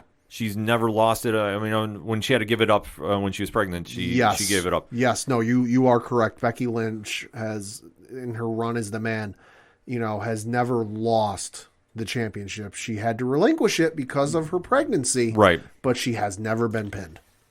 That is a wild stat in its own right, too. Uh-huh. Like, you don't really think about it, too. Because obviously when she came back this year at SummerSlam and obviously did the very quick match against Bianca Belair, Yep. it's been a very interesting time with Becky Lynch. Yeah. That she's now transferred to this big-time Bex character. And for Liv Morgan, this is now or never for her, I feel. Yeah. The iron is hot. You got to strike. WWE needs to. Like, listen, Liv has been one of the most improved wrestlers in the ring. Yeah. I think she's definitely gotten herself over. She, like, once you get her out of those really bad storylines she was in, and she's been in some bad ones. Yeah. Now that she's on her own, and unfortunately she's away from Ruby Riott, which that does make me very sad. Yeah. Because I love the Riott Squad. Yeah. She's now finally come into her own as a singles competitor. Oh, yeah. And now is the time that she has the ultimate underdog story. She's not expected to win.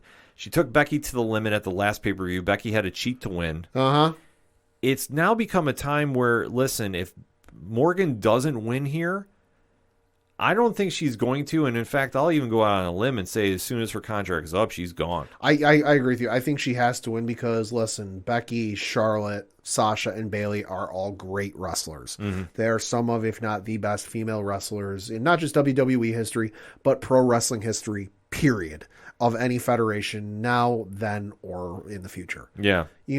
But I can only watch those four women take on each other in singles matchups, triple threats, fatal four ways so many times, until I get a little bored of it. I'm already kind of there with Becky and Charlotte, so you need to establish some new faces to just kind of add some different flavor to it and not give you the same, beverage every week. Listen, there's nothing wrong with a Coke or a Pepsi, but I don't like drinking every time I go out, No, facts. So I think giving Liv this win is great for her. It shoots her to the goddamn moon because, hey, you just pinned big time Bex in the ring, and it helps establish another female wrestler that isn't one of the four horsewomen. Yeah. No, I think they definitely needed to give her now.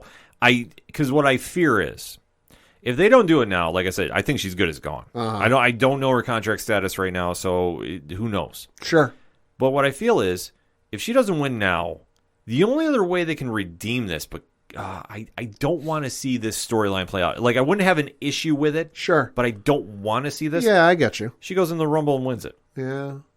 But then it's like, at that point, I'm like, all right. At that point, it becomes very telegraphed, and it's just like, all right, you're reaching here. Yeah, because at this point now, she's lost twice to Lynch, unless she goes to SmackDown. Yeah. And, to get the belt. I mean, it's like, what's going to be the purpose to do it? Like I say, that defeats your purpose. It's now or never with Liv, and Liv's got to pull it off. Like, that's end of story. Like, it has to happen. Sure. Next up. Next up is a singles matchup between Edge and The Miz. So this is kind of weird. I think this has got some potential, but not for this coming Saturday. I think down the road this has got some potential.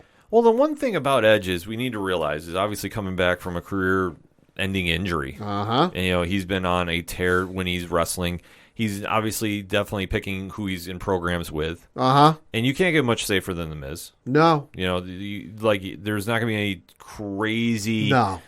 It's not going to be like him versus Rollins at Crown Jewel. Yeah, which that was impressive in its own right. But I mean, Seth is like one of the most, for that kind of scenario with the match they were telling, like you couldn't do it any better. Yeah. Like I know, like Edge is very particular who he's working with. Sure. And like I said, The Miz makes a lot of sense too. But how they're kind of setting it up, and especially the teasing of the breakup with Maurice and the wedding and all that stuff, I don't necessarily know if you need all that.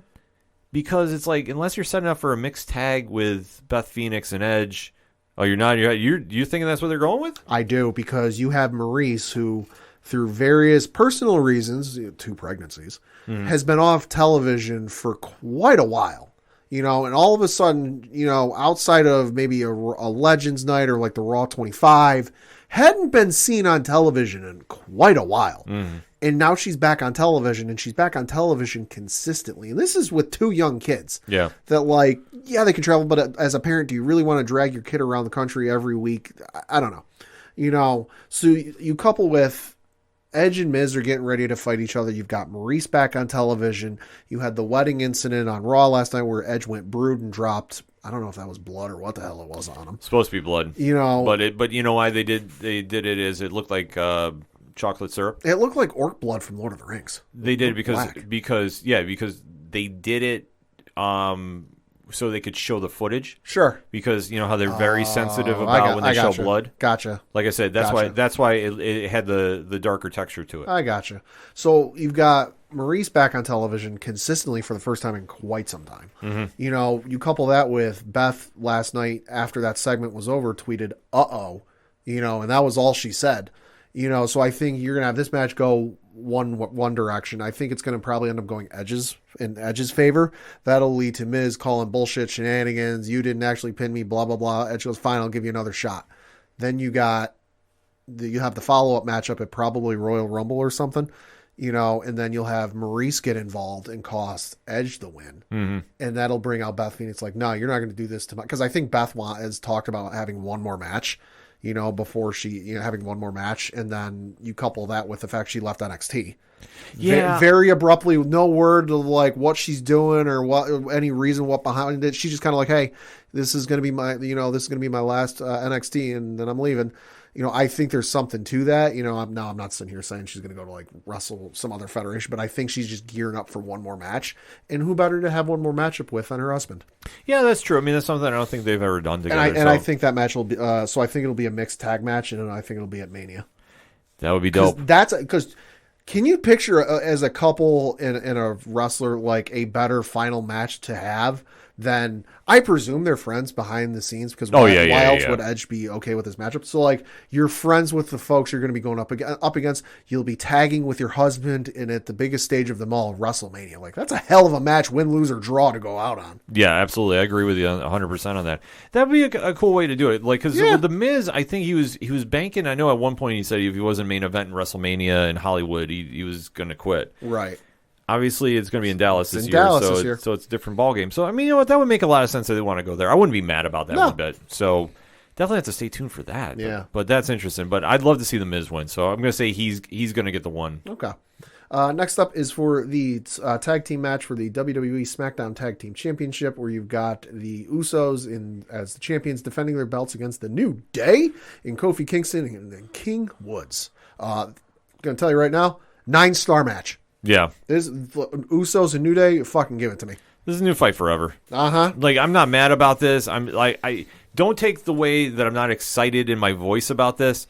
I am, but you know what you're getting out of these guys. Yeah. It's going to be a fight. It's going to be fire. It's going to be an absolute fire match. So, like, I'm excited for it, but I'm not, like, crazy because there really isn't, like, a great storyline behind it. But it doesn't need to be. But that's the whole point. You don't need to be. Like, this is anytime, like, Kevin Owens versus Sami Zayn. They just plug them together. It works. I'm watching. So, same thing here. I'm going to say Usos win, but we'll see. Yeah, I'm going to say Usos as well. Next up is for a fatal 4-way match for the WWE Championship, where you've got Big E defending his belt against Seth Rollins, Kevin Owens, and Bobby Lashley. Okay, this is probably the most puzzling match of the night. This has got a lot of potential. It definitely does with the people involved. Like Big E, this is a big test for him, no pun intended. Bobby Lashley is arguably, could be a world champion again. He should be. I think he's definitely earned that too as well. Oh, I agree. And then you have that weird dynamic with Seth Rollins and Kevin Owens and the SRKO. Oh, yeah. Whatever you want to define that as. And like, I don't know how I feel about that. Yeah. It's kind of like one of those weird scenarios where I'm like, okay, we're going to pair Kevin Owens, who just re-upped. Sure. Which I know shook AEW to its core, but let's face it, he's very happy where he is. And this is one of those situations that proves why. Yeah. He doesn't need to go to the Indies. You can plug and play him wherever you need to on a roster. He's on television every damn week. Yeah. He's still drawing. Merch sales are still great. Like, everything is a win-win-win with him. Yeah. So this pairing with Seth Rollins, I mean, one thing I think would be cool if they did it, but I don't know if they're going to. Those two at Mania? Oh, yeah, that'd be good. I'm all for that. I mean, I don't think they've ever gone that route with them. It would be something because I know Mania is a very, very puzzling thing right now because nobody knows the direction. Yeah. That's going. I mean, we're all assuming it's going to be Drew and Roman, right? And then the Raw title. So I think Drew's probably going to win the Rumble to face Roman, and then I think you could have I'm going to say, let's just say it ends up being Rollins win the belt on Sunday. I think you could have Kevin Owens if they do Elimination Chamber. Yeah. Because I don't know if there's an Elimination Chamber pay-per-view scheduled, but they could have that. They could throw that matchup on any pay-per-view. No, I think they haven't. Well, they haven't announced it to my knowledge yet. Right. But not to say it's not coming. It all depends on what they want to do, but I think right now they're just kind of getting to Royal Rumble, and then that's where things are really going to take shape. Yeah. But for this one, I mean, this is a great showcase for Big E. I think he deserves to win this. Oh, absolutely. If he does, I'm not mad about it. No, but he's got to win clean. Like, he needs to pin somebody. Yeah, so that's why, so I think if it isn't Rollins or Owens, I think one of those two will end up taking the other one out. It'll be one of those shenanigans where, like, they try to help the other one, but they end up costing them, and I think you'll see Big E you could see Big E end up pinning Lashley. I would be okay with that. Which would be great for Big E stock that, like, Lashley had the monster dominant run he did. Big E able to pin him in the ring clean. Yeah, I think so too. I definitely want to see that.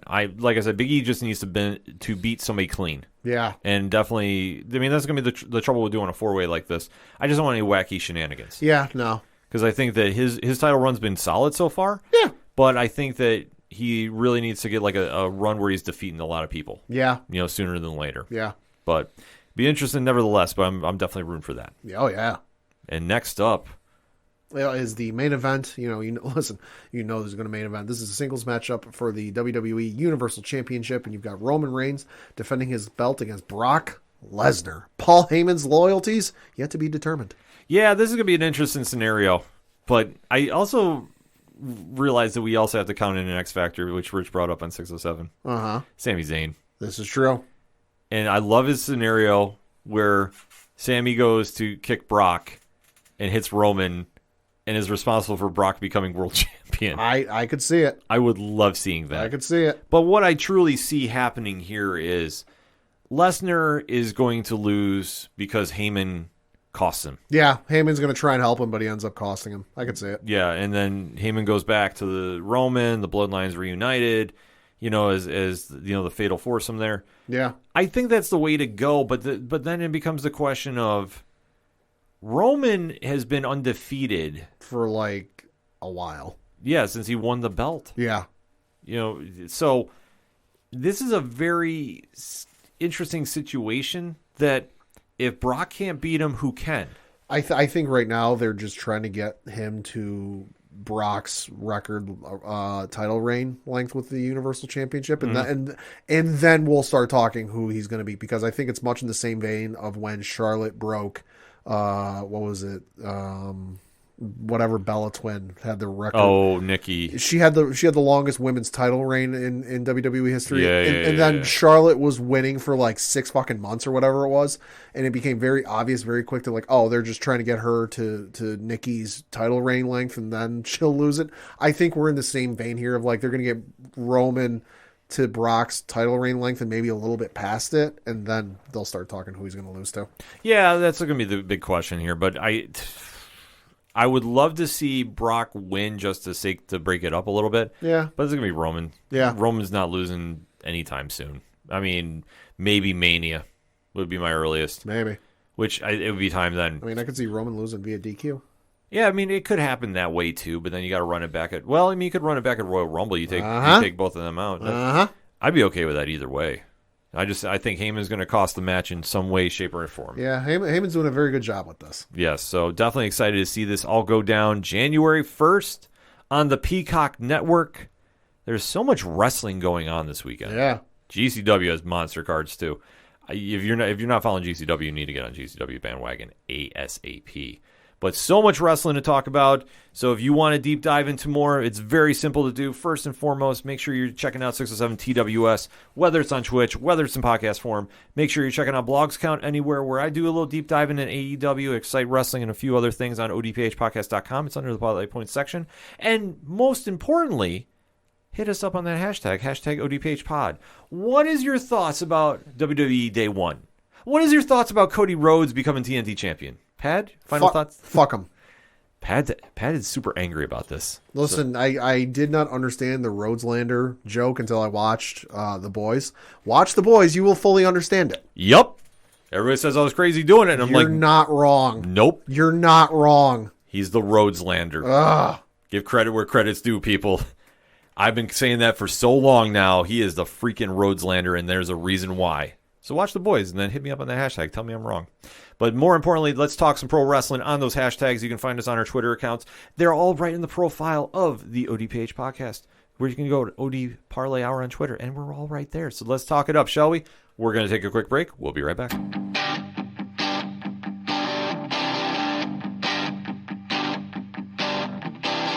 This is Tom from Tom Joe Lou, This is Matt from Sidemen Sounds. and you're listening to ODPH Podcast. Wanna go where no one knows my name, to the desert, the oceans, or the plains. 'Cause I wanna go. Coming back for the final segment on this edition of the ODPH podcast. And no, we're not running the bases anymore. It's time for the last rolls. So, Pad, what you got to throw those dice? I got to talk some local minute because looking at the Binghamton Black Bears and their standings, they are currently in 4th place in their division with a record of 9-9. They are behind Columbus in 3rd place with a record of 8-5-3. Danbury in 2nd place with a record of 14-3-2. And then Watertown in 1st place with a record of 14-3. So barring a historic collapse from Watertown and Danbury, don't think they're going to get 1st or 2nd place, but hey, they're still making a run. Looking at their schedule from last week, they lost their game on Thursday, December 23rd, to the Watertown Wolves by the final score of 6-4. And then their game they had this past Monday on December 27th, they won by the final score of 7-4 against the Delaware Thunder. Looking ahead to their games they got this coming week, they have a game this Wednesday, December 29th at 7 o'clock Eastern. This is at home in the Visions Veterans Memorial Arena against the Danbury Hat Tricks. And then they've got another game on Friday, December 31st, New Year's Eve. I should note this game is at 6 p.m. Eastern Standard Time. That is taking on the Watertown Wolves, and then they're right back at it the next day on Saturday, January 1st. This game's 7 o'clock Eastern. This one is down playing the Delaware Thunder at the Delaware Fairgrounds Center Ice Arena. More tickets, information, and all that good stuff, BinghamtonBlackBears.com. And definitely got to talk a little Excite Wrestling. Yeah. Kicking off the 2022 year at the X with Year of the Excite. Name change that Johnny decided to take us up on.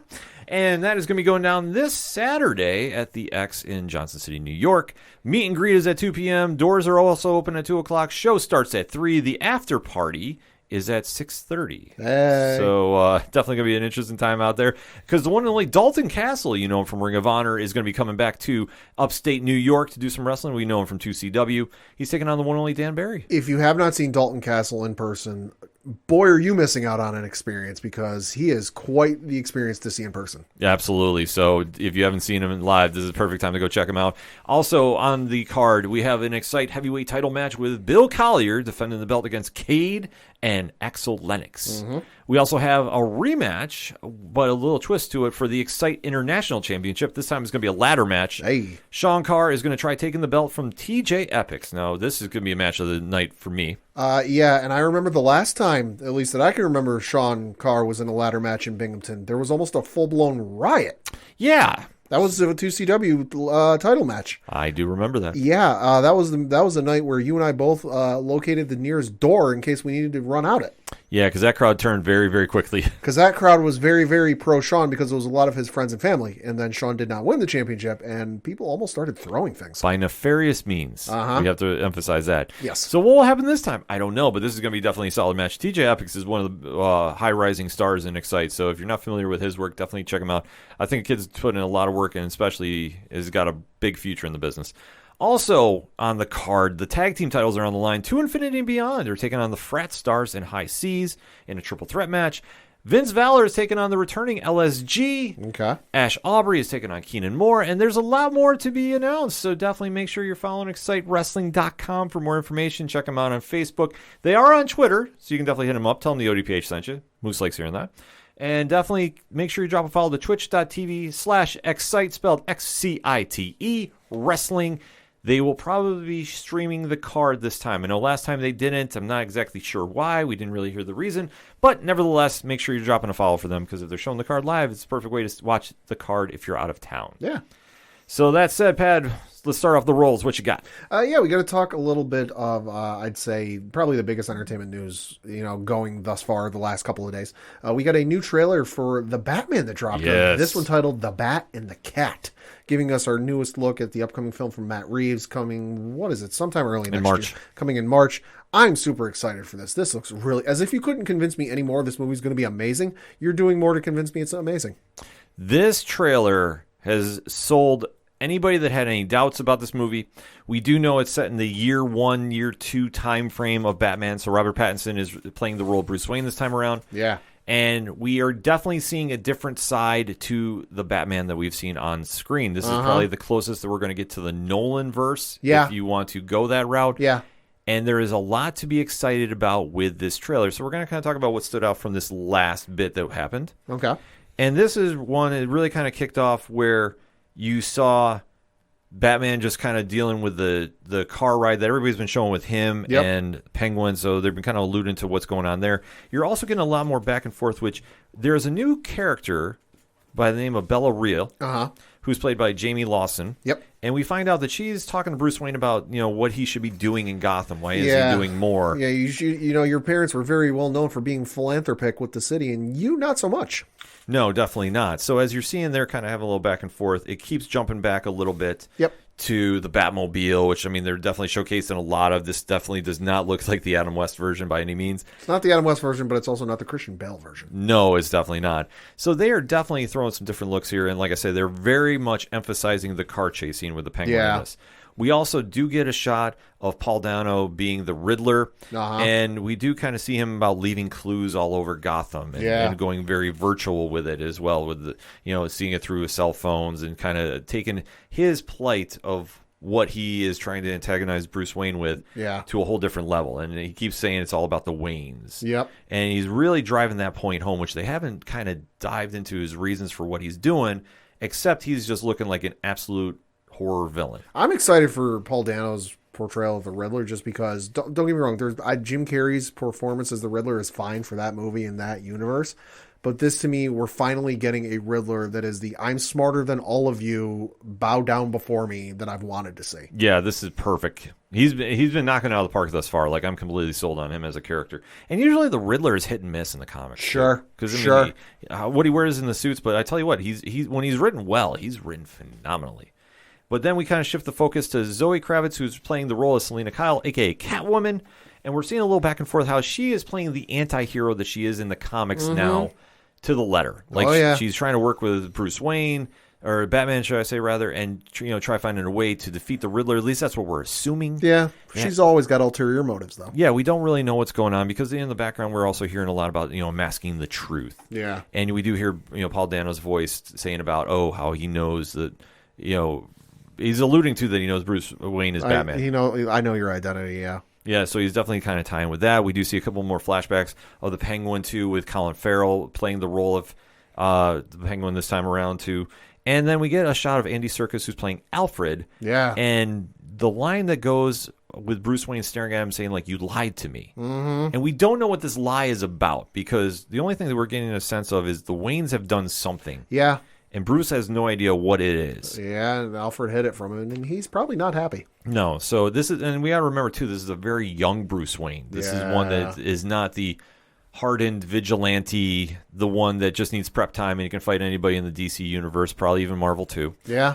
This is somebody that's really trying to control his emotions, and you're seeing a very, I don't want to say the word unstable, because I don't think that's a right adjective to say, but you're seeing one that is not the calm level Bruce Wayne. Right. You're seeing one that is very irrational. I guess that would be a better word. Yeah, a little quick to fly off the handle. Right, and you're seeing a lot of this in the action sequence you see him fighting in because he is being very violent. Which, we know from Batman he's not exactly somebody that, pats people on the back. He's no Boy Scout. No, he's definitely not. But he doesn't cross the line like Frank Castle for the most part. There's different iterations of Batman where he does cross the line, so we're not going to say he's completely squeaky clean. But in this movie, you're definitely seeing him teeter the line. Like, there's a lot of great action sequences you see with him and Catwoman, and you see him fighting, you're assuming the Riddler's army. Yeah. But they're being very coy about what they're showing, which I like. They're not giving that much away. The only thing that's really kind of caught a lot of people's eyes, though, is in some of the other trailers you're seeing about how Batman is eating a lot of gunfire. Mm-hmm. And, Pat, do you have any feelings on that? I mean, is what it is. It makes for a good action sequence. I'm all for it. Yeah, I know we've had some online chatter with a bunch of our podcast friends about this as well, and I'm not bothered by it. I was, actually talking with Rich from 3FN about it too, and he was saying, no, he goes, it makes perfect sense. He's a fucking billionaire. Yeah, he goes, you think about it, even at that young age, he understands the situation he's going in. He's eating a lot of bullets, but he's not going to get shot. He wears armor. Like, what, when you think about it, how many times you see a detective in a TV show that wears armor? Yeah. This is on a whole different scale because obviously it's Batman, but still. Right. But you're seeing a lot of that, and the trailer just kind of really ties up a lot of like the back and forth tension between the Bat and the Cat. Mm-hmm. I mean, this has been a love affair that's been going on in ages in comics. Decades. Yeah. And they're definitely capturing that essence. I mean, the chemistry between Kravitz and Pattinson on screen you can definitely sense it right there. They're going to be bringing their A game about this, and they have just given this whole dynamic a whole different twist to it. And I love what I've been seeing of this. And they just kind of tie off with a little more fighting. There's a little more riots in the street going on that we don't know what's causing this. I mean, whenever one of Batman's major villains flares up in one of these movies, there's always some shit that goes down in like the worst way possible. Exactly.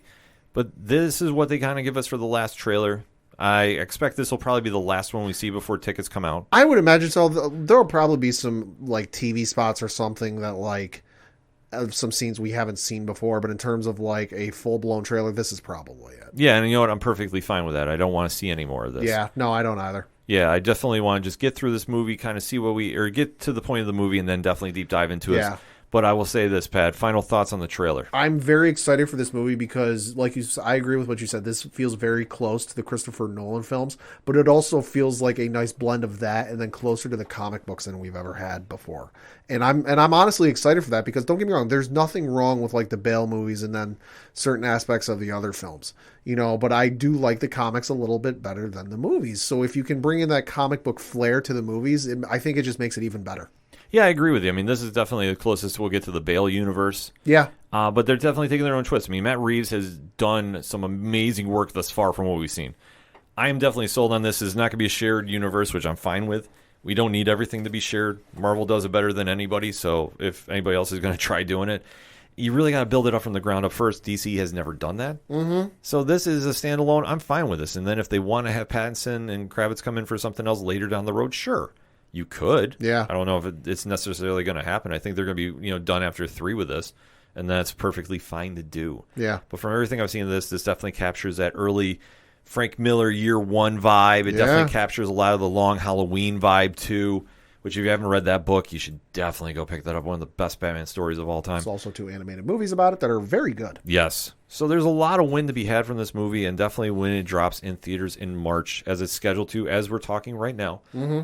This is going to be the movie of the year. Oh yeah, I think a lot of people are just this excited about it as they rightfully should be. It could be movie of the year, but there's also a lot of fucking movies coming out next year that I saw. I think it was Fandango's 10 most anticipated movies of 2022, and I'm like, there were about 4 or 5 that was like, oh fuck, I forgot that was coming out next year. Yeah, 2022 is a loaded year for movies. Yeah, it is. Loaded.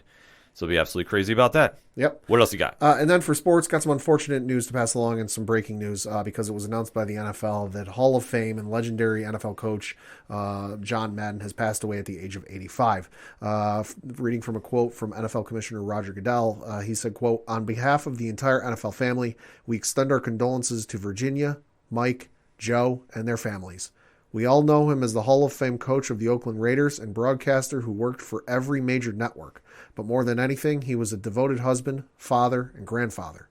Nobody loved football more than Coach. He was football. He was an incredible sounding board to me and so many others. There will never be another John Madden, and we will forever be indebted to him for all he did to make football and the NFL what it is today," close quote. Of course, Madden was only about 32 years old when he was hired by Raiders owner Al Davis to coach Oakland in 1969. During his tenure, he went on to lead Oakland to 103, 32, and 7 regular season record, including a victory in the 1977 Super Bowl. Then, after his tenure in coaching, he went to the announcing booth in 1978, where I think a lot of folks, including myself, first got to hear of him. But of course, he is probably most well known to the wider audience, not sports fans, for the NFL Madden NFL franchise from EA Sports. and lending his voice to that for so many years, which is probably where, before I really got into football, probably where I heard his voice first, not knowing who the hell the guy was. I just knew, I'm like, oh, that's the guy from the game. And then I developed my love for football, so definitely a big loss for the NFL. He was enshrined in the Pro Football Hall of Fame in 2006. So definitely a big loss for the NFL and for Oakland fans and Raiders fans, and definitely well wishes and thoughts to his friends and family. Yeah, no, absolutely. I mean, Madden was the voice of football when I was growing up. I mean, him and Pat Summerall. Oh yeah. That was the team right there. And obviously, he transcended the game. I mean, oh, yeah. You think about just how much of a figure he was with football. And yeah. He's just some people you see and you're like, yeah, he just oozed the football excitement out of him. And everything that he brought to the game. From his coaching to when he was in the booth. And just being the voice of football for many years for the NFL. Yeah. And even when he got rolling with the video game franchise, which his legacy will always live on forever. With that. Yeah. And just really taking the time of, if memory serves me right, about just when he was working about developing the game, because no game had gotten football right at that time. No. And just how detailed the Madden franchise had become, and just how much he was involved with it, with his likeness, and obviously getting everything rolling with that, and now how that has turned into such a monster franchise in its own right. Oh, yeah. To see that much passion for something he was involved in, it's truly astonishing, and that's why it just, his loss just definitely hits everybody so hard, because he was football for so many of us. And just, what he's left, the legacy behind, it's just something that will always last the test of time. Oh, yeah. And like I say, our deepest condolences go out to his family, friends, and fans all over the world. John Madden was one of a kind and definitely will live on in football fans' minds and hearts forever. Yep. So that being said, my dice rolls this week, to kind of switch gears, talking some comics. Yep. Kind of a little more quieter week at the shops this week, but parlay points, we got a lot of stuff coming down from Boom Studios. I'm super excited to start talking about this. Pad, have you been following the Eltarian War? No. This is something that they've been doing in the Power Rangers books. Okay. And Ryan Perot has been doing this phenomenal arc. If you're not into Power Rangers, and granted, Power Rangers, you got to say, well, I used to watch them when I was a kid. Sure. They've been on forever in TV. This comic and what they've been doing in these books, Mighty Morphin and Power Rangers, has been absolutely on fire. Okay. This is and we throw the words around epic and event, right? And it kind of gets passed around it's almost like a second thought. What they've been doing between both of these books, and Perot's the architect of all this, has been something that for me, not being a diehard Power Ranger fan growing up, right, I am fully all in about what he's done with this book. There has been so much events going on, and the issue coming out this week, I'm not spoiling it for anybody, but there were moments when I read this, and I was like, oh yeah, I had moments where I was physically yes, let's go. Okay. And like I say, I'm not necessarily the biggest Power Rangers guy, but I had this because I've been reading this story, the Eltarian War that they've been doing, and it's been a phenomenal read between both books, is really connecting. So now we're getting near the end of this. It's really going to be delivering. I can't wait to see how this all unfolds and ends, because they left with so much good and win about this that I'm telling you right now, if you're not familiar, take the time to go to your comic shops, go pick this book up, go pick up the back issues, get caught up on the story, because it's something truly epic you need to add to your collection. Also talking a little Once and Future as well, too. Love that comic as well. It's an absolutely wild read. So if you're not familiar with Once and Future, definitely check it out. And also with Power Rangers, too, there's a Power Rangers universe coming out as well. So it's a little side story about one of the more famous characters of the Power Rangers universe. So if you want to go check all that out, definitely swing by your local comic shops this week. Definitely go pick up some books. There's a lot to be had at the shops. I tell you what, next year, 2022, has got so much lined up with some of the major events coming out. It is going to be truly mind-blowing about what everybody is coming with, whether it's Marvel, whether it's DC, whether it's Valiant, Image, Boom. The list goes on and on and on. And to also do a very, very big self-plug, January 9th, 7 p.m. Eastern Standard Time, we are doing a live Cheersies Awards.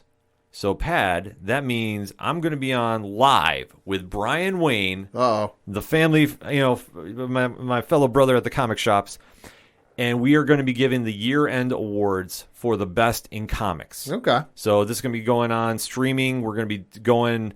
This could be a long stream, but I'll tell you what, if you want to know about what you should be picking up at the shops and get a little precursor of what's coming in 2022, you definitely want to keep it locked to ODPH social media, Cheers the Comics social media. We're going to be sharing it all over the place.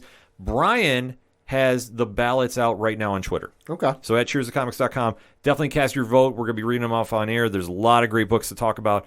Can't wait to deep dive into that. But we can't close out of this show without talking some locks and leaps. Uh-huh. The competition is getting very fierce in the last 2 weeks of the season. Can JT from the East Coast Avengers hold on? He's at 67 points, but right behind him is your co-host extraordinaire, Padawan J. If anyone knows a hookup that we can knock out like all cell and internet service in JT's area, I will pay you. Tyler Mack is in Tennessee. He's been known to do some dirty deeds done dirt cheap. Just putting that out there. I know Tyler's here in the show. So that being said, Joey from So Wizard is right behind them at 58 points. Rich from the Three Fat Nerds podcast, 57 points. Tied at 56 is Jay West from We Get Dubbed, and Evan the Great. Yo. Which we have to plug him. Okay. He took advantage of the pad rule. This is true. And he had a 10-point week. Woo. It was something insane. Like, where were you at the casino, my friend? You could have made some money. Wrong table. Seriously, Evan was coming out with some heat on this. So he's definitely jumped back in the middle of things. Is it enough to catch JT? Probably not, but you never know. That's the crazy thing about this sports league. You never know what could happen in the next 2 weeks. I'm at 55 points. Mash from Hops Geeks News is at 54. Your coach, my coach, the coach, Coach Duffy. 51. Aye. Yeah, he took advantage of the leaps. Pad rules, too. It didn't work out in his favor. I saw that. The man took Jacksonville. Yeah. I'm going to say, once I saw that come up on the board, I was like, ooh. He took that? Yep. He tried cursing the Bills, but it didn't happen. Yeah. Didn't happen. It happened to Ian Book instead. That being said, Mac East with 48 points, JVD at 46, and Brian Wayne from Cheers the Comics at 43 points, too. Brian's been tied up doing the Cheersies pre-work, so I think he's going to be bowing out. But it's all right, because with 2 weeks left, I mean, it's really just pretty much a very tight race there at the top. I don't know if anybody's going to be able to catch JT except yours, the one only Padawan J, so we'll kind of have to see what pops off. Pat, all that being said, what you got for locks and leaps? So for my lock, listen, it's low-hanging fruit, but I'm going to take it. The New England Patriots are currently favored by 15.5 against the Jacksonville Jaguars. I think they'll be able to do that very handedly. And then for my leap, I'm going to take the Pittsburgh Steelers, who are currently 3-point underdogs to the Cleveland Browns on Monday Night Football. Cleveland on a bit of a slide. It's a divisional game. I think Pittsburgh will be able to pull it out.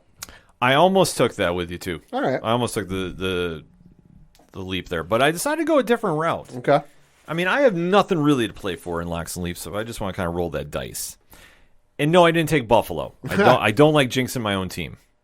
Unless they get to the Super Bowl, then then that'll be my lock. But right. No, I went for my lock. I took Dallas. Okay. Minus 5.5, or favored 5.5 over Arizona. I think that hopefully the team out there listens to my advice and sits the starters. And for Dallas, you want to try playing for that first seed, you definitely have to show up. So this will be a good challenge for them to see where they are. And my leap, I was actually surprised to see this. Cincinnati is 5-point dogs to Kansas City. Saw that. And Cincinnati's home. Saw that. I'm just saying, if you want to bet the over of a game, granted, I'm not telling you to bet anything. But if you don't bet more than you're willing to lose. Exactly, folks. As the first rule of gambling 101. I would take the over in this game in a heartbeat. Oh, my God, yeah, hard. Take the hard over. You might see 240s get dropped. Probably. Just saying. Probably. Just saying with these two teams.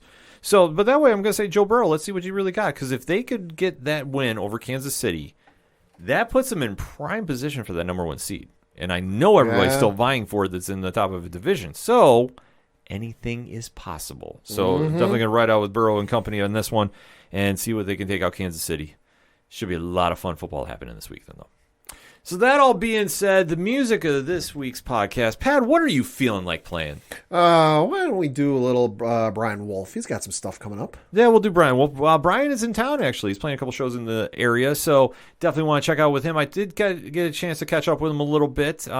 He said he's got some more stuff coming very, very soon. But if I want to find out what he's playing, Brad, Where do I go? ODPHpodcast.com. Right on. Pad knows about it. Even when I mess up, Pad's covered me on that because he knows where to go for Brian Wolf music. As Second Suitor, Tom Jolu, Yard Party, Shout of the Robots, Floodlands, all the amazing groups that you hear on the ODPH network. We can't thank them enough for giving us their music. You can find all their links at the music section of ODPHpodcast.com. But while you're at the website, check out the directory where we have more links for the ODPH. There is no excuse for you to drop that follow. You have your favorite podcast provider right there. You click boom.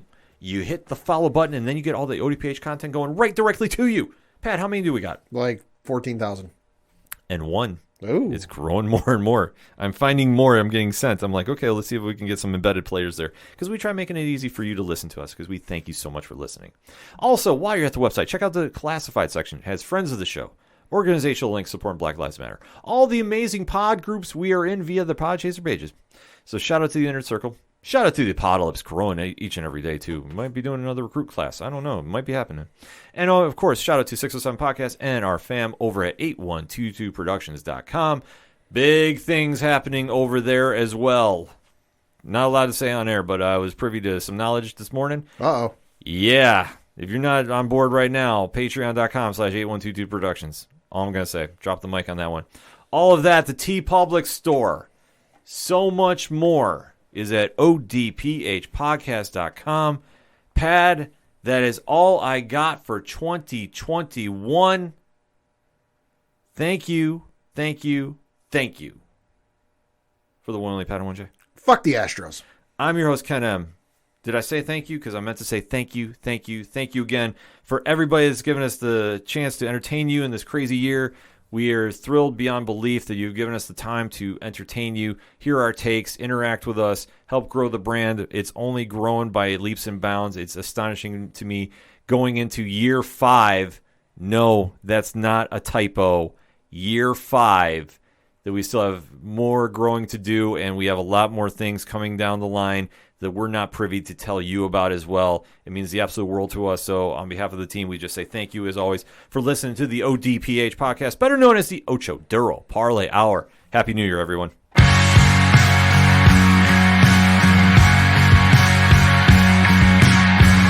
Sometimes I lay awake at night, wondering what life would be like if you weren't taken before your time. The lessons you taught me, try to remember, try to engage. Sometimes it feels just like I'm staring at an empty page.